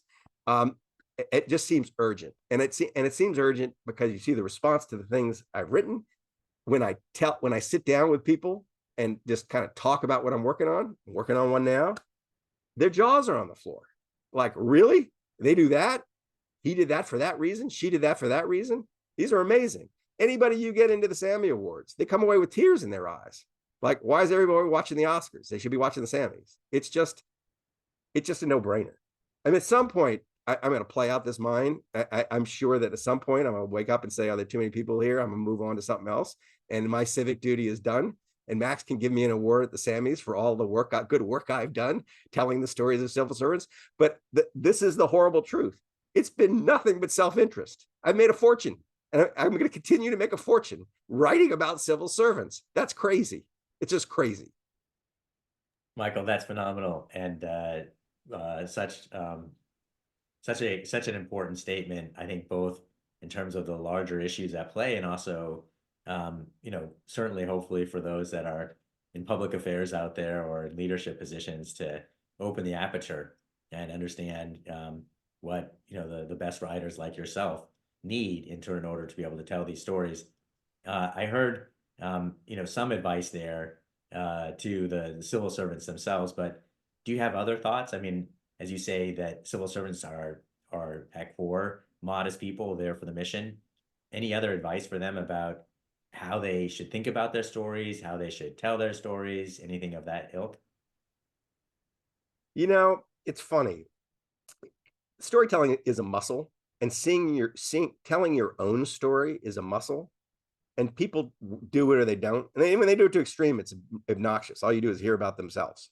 But it would be a fun but slightly bizarre project to force the entire civil service to try to tell a story about itself, every person, like in 60 seconds. Interest in audience, not in what you do and in the emotions of what you do.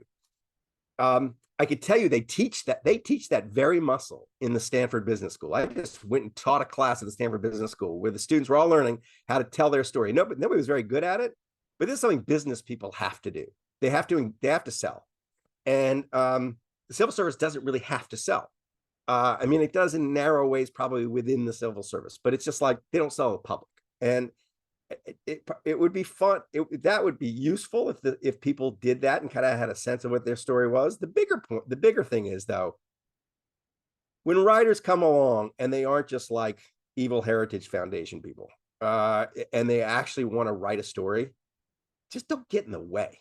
Like, just let it happen and assume that, 2 and 10 is going to be bad, that you're going to wish you didn't do it. But that's the price you pay for the 8 and 10 you need to have out there. And just like open the window for people who are curious about what on earth goes on here. The other thing is, it's become very kind of easy and glib to say. I've had a million people say this to me, on television interviews about the book. We need to introduce civics into the curriculum in schools. And I never quite figured out why it left. I took it in the 9th grade. But it isn't just civics. It's like interesting civics. Like, there is a way, these series that we're doing in the Washington Post in September, October, they'll run every Sunday, these big pieces, big stories. They're going to be stapled together as a book. It's really meant as a fun civics class. There's just so that if at an early age, people were, they didn't have to learn about their whole federal government, but they understood a couple of things deeply that the government did, it would just give them pause when someone stands up as a political candidate and says, I'm going to eliminate that, or I'm going to eliminate this, or it's the deep state. It's the alienness of the people that make that pitch possible. And like to hammer home, like, this is a person who does this. Here they are. Here's their heart. Next time you hear a deep state and you put a face to it, it's like, doesn't work. It's you know what it is? It's a bit like changing a stereotype. It's like, it's very easy to cling to a stereotype when you don't have actual prejudice, a bigotry, when you don't have actual personal interaction with the object of the bigotry or the stereotype. The minute you're in a foxhole with them, the minute you're in a basketball game with them, the minute you're just in a dinner with someone you've been stereotyping, you realize, oh no, stereotypes were wrong, or it's silly. And it's a stereotype we need to kind of like break. And I tell you, the only way I can think to break it is to let the stories be told. I'm coming, I'm a guy with a hammer who sees every problem as a nail. I'm sure there are other ways to do it. It's a good hammer. You said two things that tie together earlier when you were talking about how civil servants should tell their story. You said that, I'm going to pull out the word. You said they need to explain their emotions. And then just right now you talked about heart. And I just would love to understand better that element of storytelling that you flagged twice here. This would take a long time, but let me give you an anecdote. Since I mentioned Art Allen, why is this dude spent 30 years of his life figuring out how objects drift in the ocean? Like, that's always my question, is like, why people are doing what they're doing. And is it just like a weird technocratic fascination with that? That's how it would seem from a distance. The second day I was with him, I'm in dinner at his house with him. We're at his kitchen table. He gets up. I'm asking him the question. I badgered him about it, and he hasn't really answered it. He gets up, he goes over his bookshelf. He pulls out from between two books a yellowing copy of a newspaper, the Virginia Pilot or something. And and he starts to explain. I've been in the office for 10 years before I was allowed to go out and see search and rescue. It was a day on the Chesapeake. I was at the Coast Guard station there. It was supposed to be calm. There wasn't supposed to be much happening. A storm comes up. Summer storm out of nowhere. Boats capsize, choppers and boats out there saving people. End of the day, there's a boat missing. It's got two older people and a younger woman and her daughter on it. The woman is my wife's age. The daughter is my daughter's age. I watch as they flail around and they can't find the boat because they don't know how that object drifts on the sea. They find the girl and the mother dead the next morning. He starts telling me the story. He's weeping by the time he goes, you want to know why I do what I do? Because I thought that could be my wife. That could be my daughter. He's crying as he's telling me this. And it wasn't self-advertising emotion. It took me a while to get to this in him. It's in a lot of people who do things in the civil service. They're not there for the money. They're there for something else. Now, they may be there for bad reasons, safety, risk aversion, whatever. There may be things that, but there are a lot of people who are there for very deep emotional reasons, doing what they're doing for very deep emotional reasons. And those things resonate with people. You get to the emotion and you connect up to people. Very hard. I mean, if you want to persuade people about something, I don't know how you do it without some emotion. You change minds by changing hearts. I think that's right. You don't just change minds. That is so beautiful. I have to believe that's the right place to end this conversation. Lindsay, are we good here? Yes, you're all good. Thank you, Max Sure. and Michael, for ending us on quite a high note for today. So thank you all for being here. This, like I said at the beginning, this is our second annual Trust Summit, and I hope you all are as energized about this topic as we are. We have a long road ahead, but we hope that you'll stay connected with us as we go through this. So as I mentioned at the beginning, please look at our website, ourpublicservice.org. We launched a new democracy protection page today, which has a lot more resources and ways that you can think about communicating with this issue. So thank you all, and we hope to see you again soon.